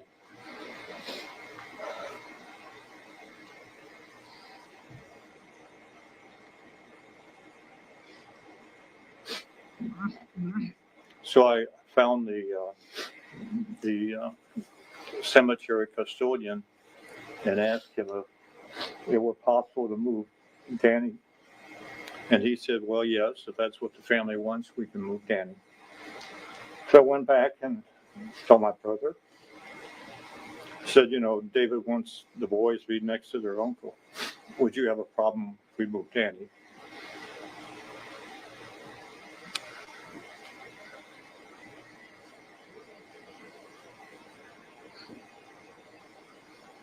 And he said, no.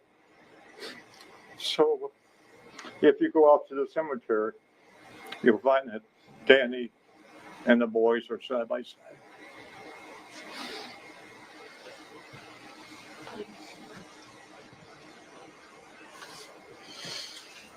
Does anyone else wish to speak? Yes, I would, please. Yes, ma'am.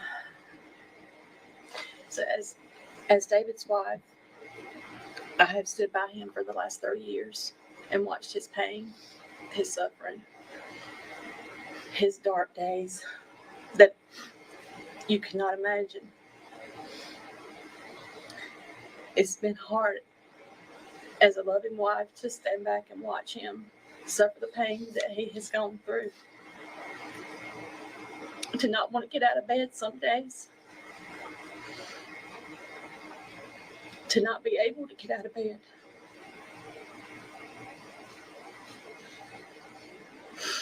Because the pain was so much for him.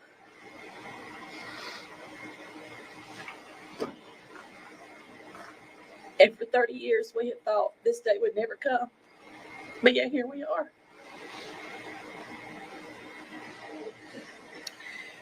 I don't feel that it's time for her to be let out because she took 2 lives. She didn't just take 1.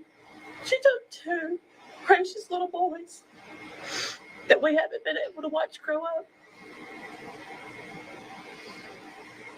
And as Becky stated earlier, all the things that we've missed out on because of them not being here, all the things they missed out on growing up in and doing.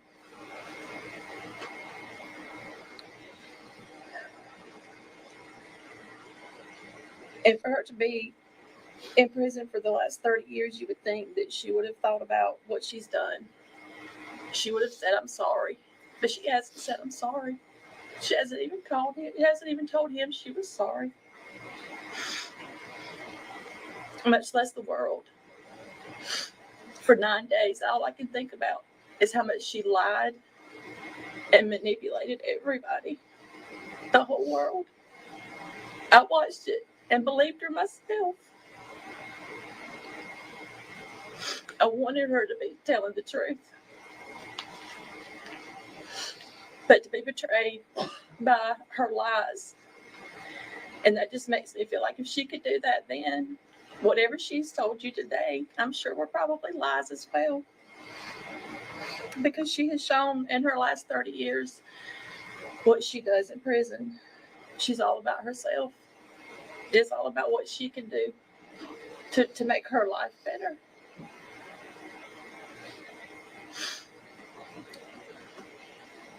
Michael and Alice didn't get a chance at life. They were forced the death penalty. She took that from them.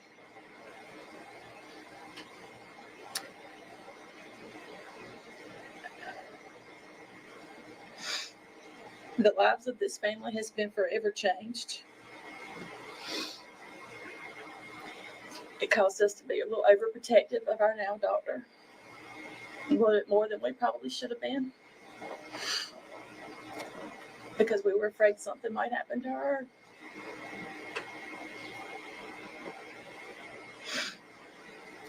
It's changed the way we look at life. It's changed the way that we look at everybody. Who can I trust? For a long time, I didn't trust a lot of people. I had to be careful, around certain people. I didn't know if I could trust them or not, all because of her lies.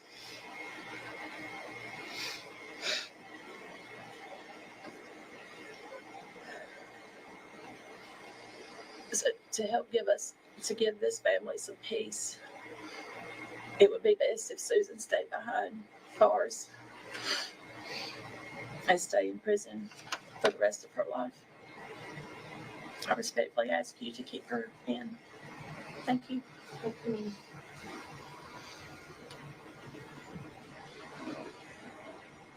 Does anyone else wish to speak for Mr. Smith? Sheriff, anyone? Yes, ma'am. Excuse me.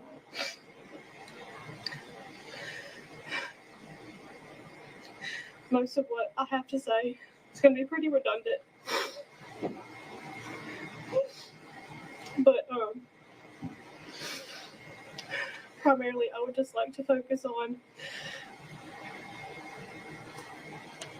since I came after the fact, what I had stolen from me was 2 older brothers, the good and the bad of having older siblings.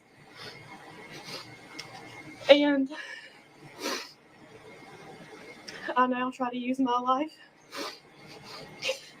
as a way to live for them.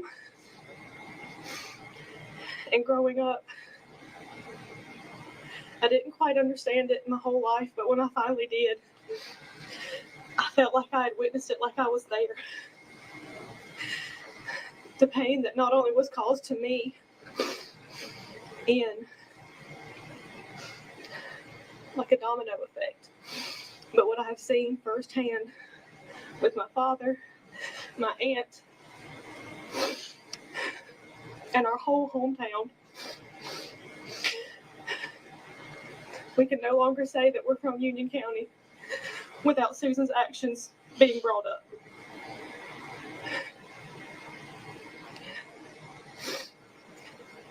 And just for the sake of all of us and our whole community, I ask that you deny her request.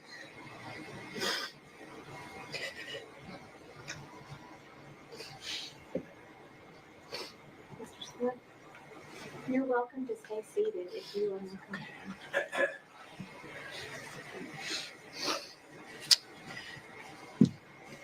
Madam Chairman, members of the committee.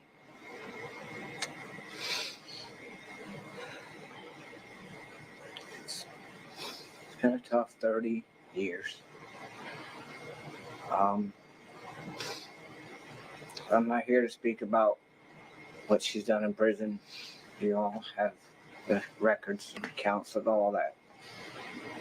Just here to advocate on Michael and Alex's behalf and as their father.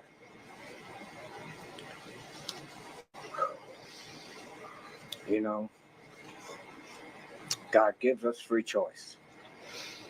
And she made free choice that night to end her life.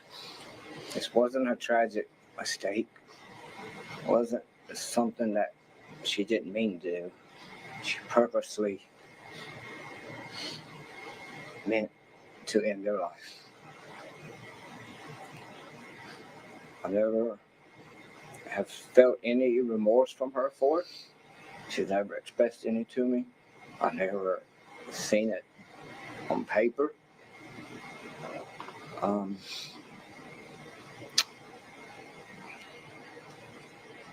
No, you've heard, she changed my life for the rest of my life that night.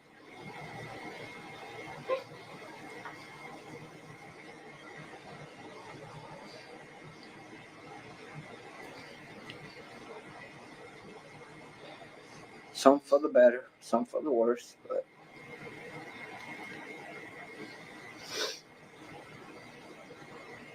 what she did, not only to Michael and Alex, she came pretty close to causing me to end my life because of the grief that she brought upon me. But thankfully she didn't.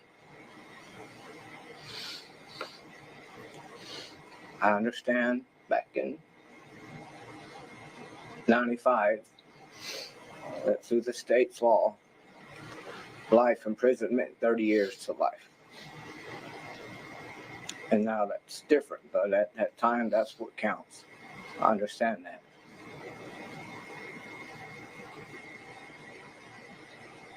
But ultimately, to me, that's only 15 years per child. Her own children. It's just not enough.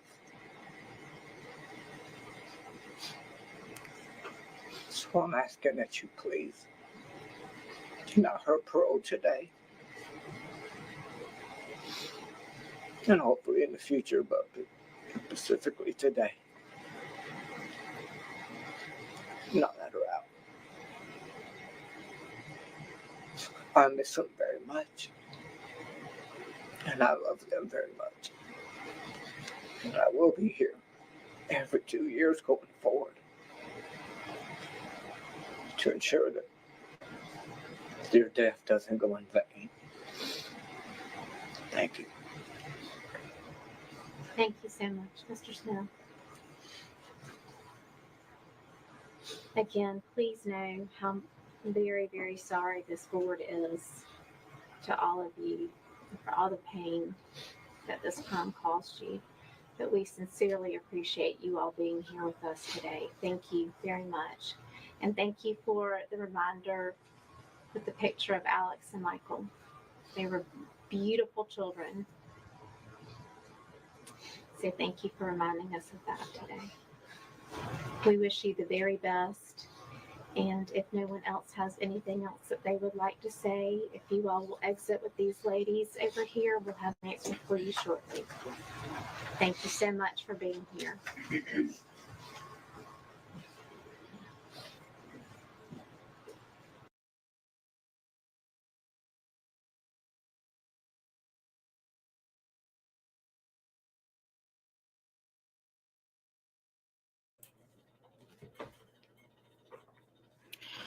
Okay, I'm gathering myself. It seems that they're not just going to hand them the answer. There's actually going to be a press conference. Wow.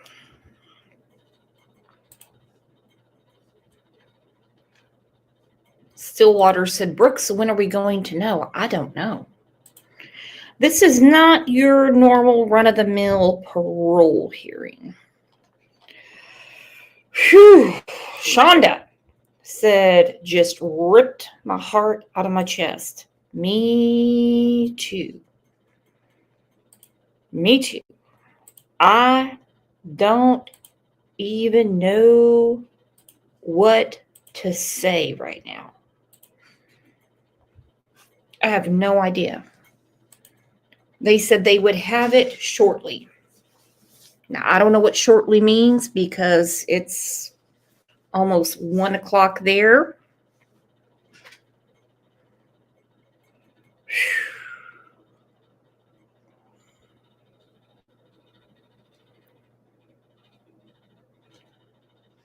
Goodness.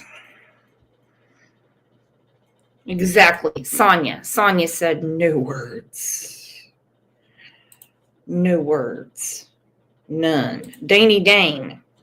John 11:35. Jesus wept.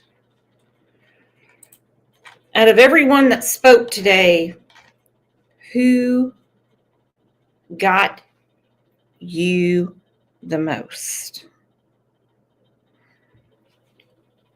Was it David? His wife? His sister?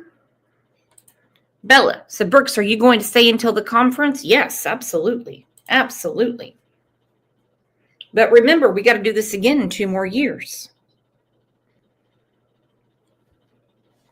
That's 100% up to Pat K.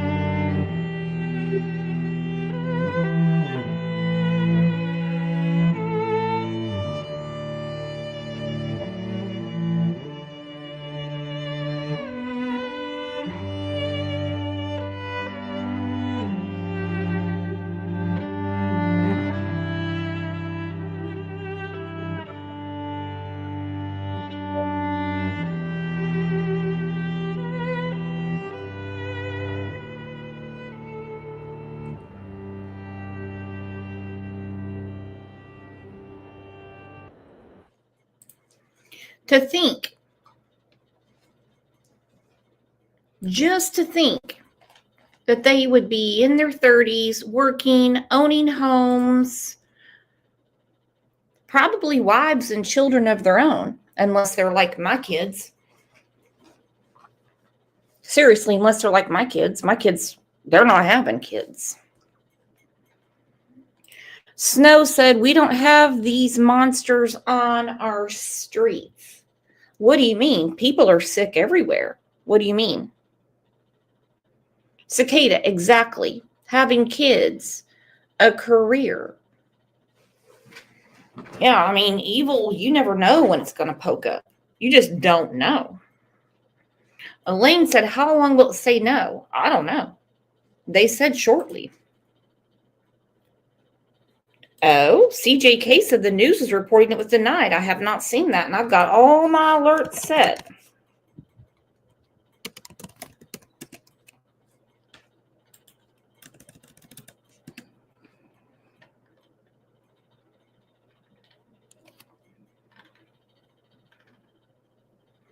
What I'm seeing, Fox Carolina, is that they're still deciding.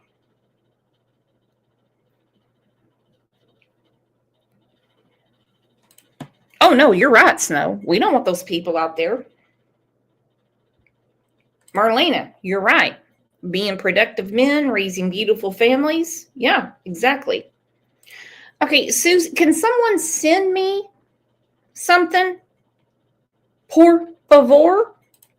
Because I've got Google pulled up and we've been watching it live all day. And I mean all day.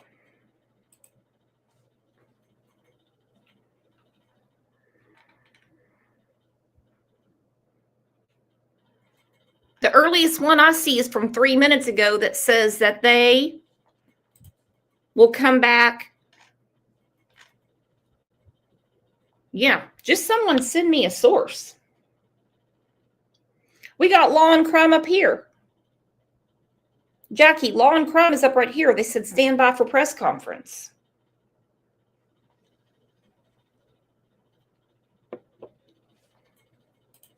Well, shit. Why didn't we see them deny it? That's what I was waiting on. David is not going to take questions. I know they've told you guys that, but he appreciates you being here today and supporting the family. Obviously, it's a positive decision today, but David wants to say a few words to you. Thank you.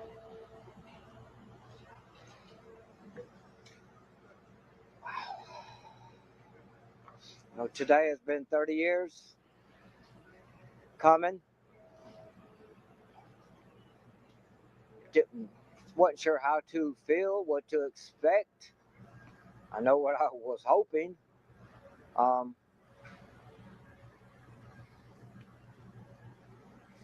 think, you know, Susan, in the last 30 years, through her action, has continued to proven that it's all about her. What all this has done to her, how it has affected her. I haven't seen any remorse from her. So for her to think that I would even speak on her behalf, I do not understand that. But it's been such a tough 30 years for my family, for friends, loved ones, near and far. But today, the committee made the right decision and denied her parole, at least for another 2 years. So I'm not looking forward to it in 2 more years to go through this again, but at least I know for now she'll still be behind bars. And for 2 more years, there'll still be justice for Michael and Alex. Thank you.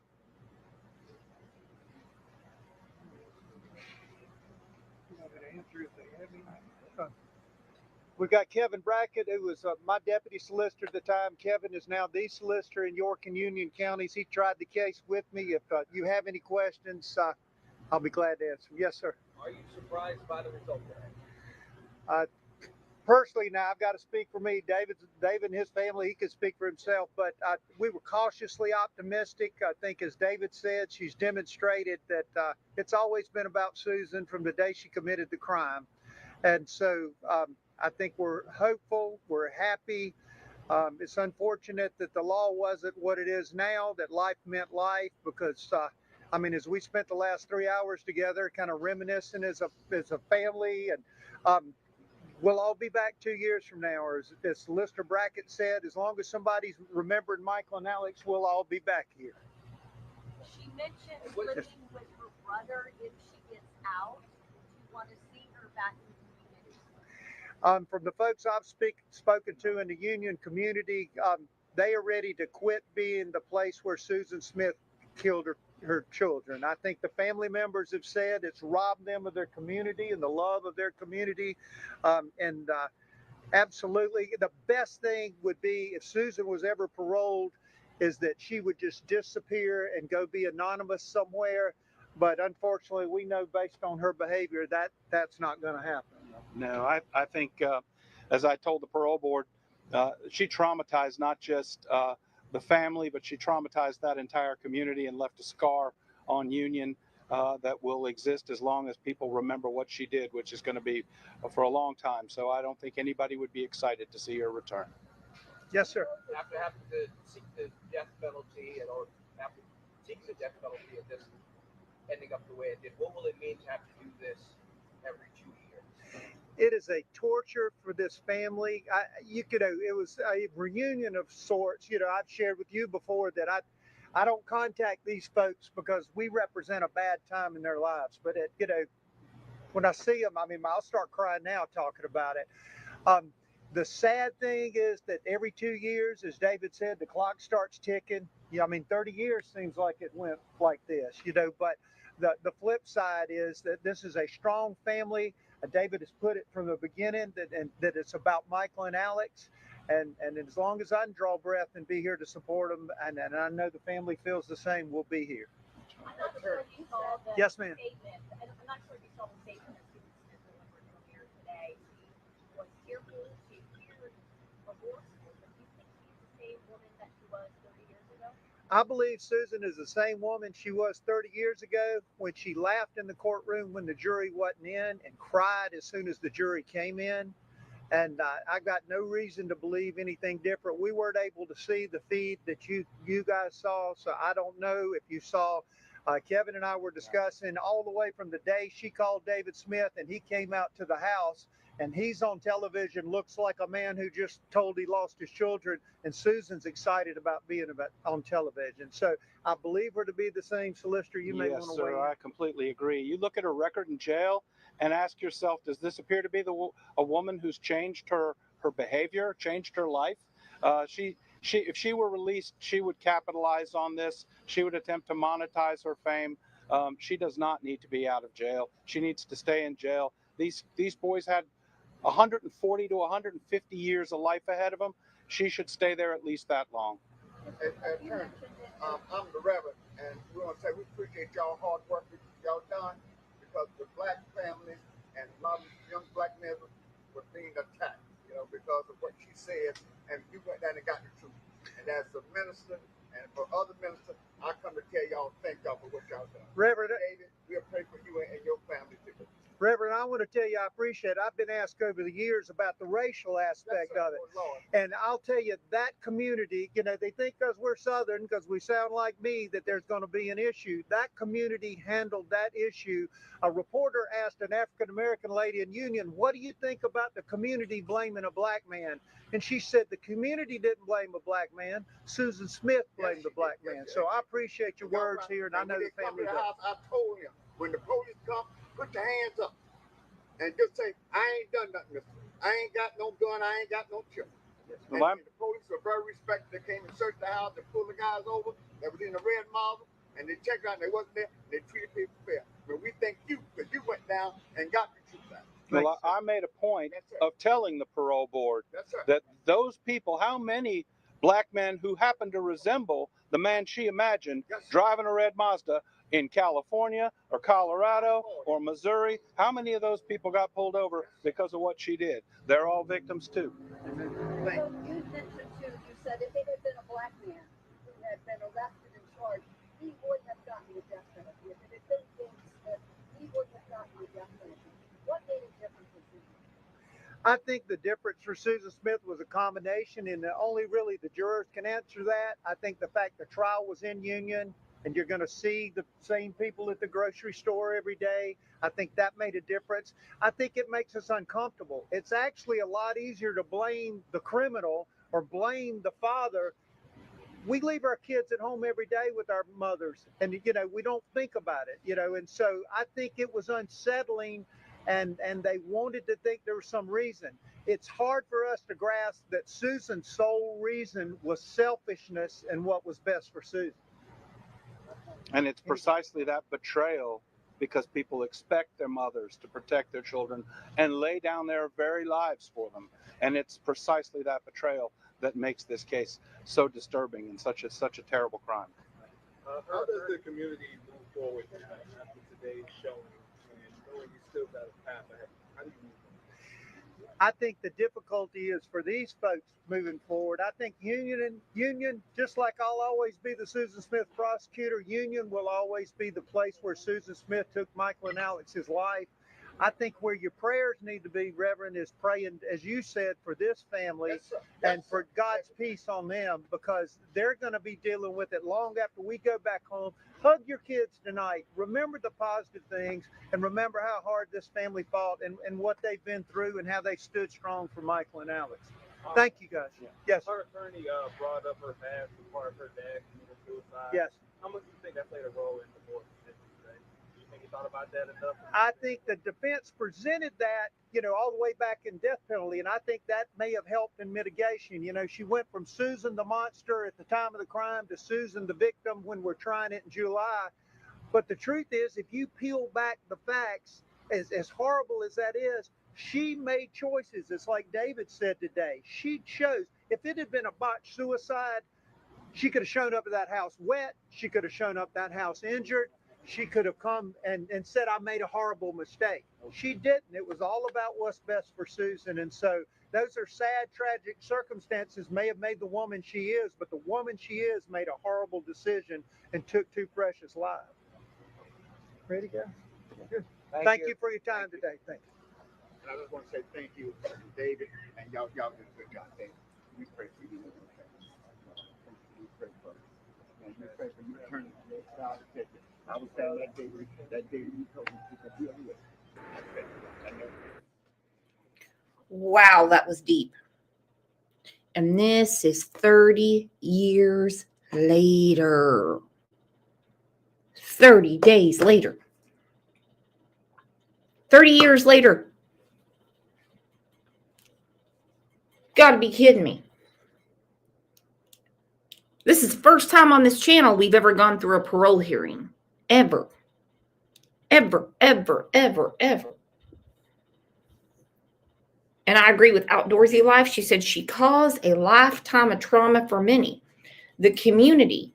People that were pulled over because, well, they looked like JJ from Good Times. Remember JJ from Good Times? That would say, Dynamite. That is who this sketch looks like. So anybody in a red Mazda that had so much of that profile got pulled over. 2 years. 2 more years. And they'll have to go through this again. And then in 2 years. And then in 2 years. And then in 2 years. And then in 2 years. Certified Crazy said, he really does. He does. That's where she got that sketch.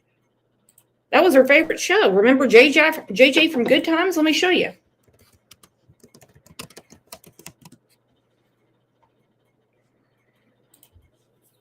Except he doesn't have the hat on.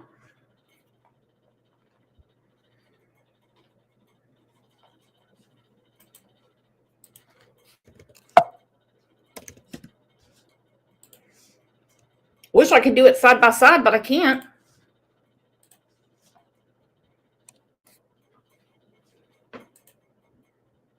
There's JJ from Good Times. Just imagine him as a profile. And that's a sketch she gave him. Yeah.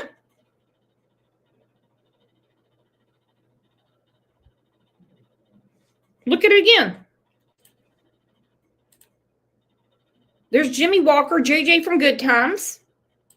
And that's her sketch. That's what she came up with. Gotta be kidding me. Hell, even I could do better than that. Shit. Get all those people pulled over, get people going through their houses and everything. Out of your mind. But she's in the right place. She's exactly where she needs to be. We know she's going to be there for at least another couple of years. And there's going to be more phone calls that come through. And sadly, we will probably talk about them on this channel. We probably will. But tomorrow I'm going to revisit Madeline Soto, I believe. Unless they televise Leilani Simon's sentencing. So please, please, please make sure you're subscribed. Please make sure you have it set to remind all, because you never know, due to different time zones. Listen, you guys are the best. You hung in here for over 4 hours, and I couldn't put up with me for 4 hours. Dina Lynn said, oh my God, laughing my ass off. Yeah. I mean, it's really not a laughing matter, but I mean, look, there's JJ from Good Times, and that's her sketch. Yeah, Dina. That's what she did. Now wait for the assholes to come after me and be like, oh my God, Brooks is being racist again. I knew this was going to happen because she voted for Trump. Oh my God, we know. Oh my God, I always knew. That's the reason she's so mean to me, because she's racist. That's who she's describing. Think I know the difference between JJ from Good Times and Bill fucking Cosby.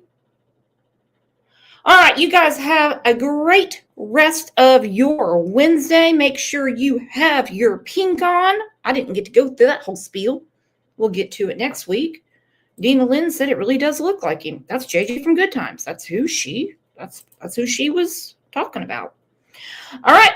Enjoy your Wednesday. I'll see you back here tomorrow. I don't know what time, because I don't know what time they're going to get into Leilani's ass, and I can't wait for that. And if it's not televised, I got some things to talk about Madeline Soto. You guys stay real. You stay cool. You stay being yourselves. And remember, you always have a home here.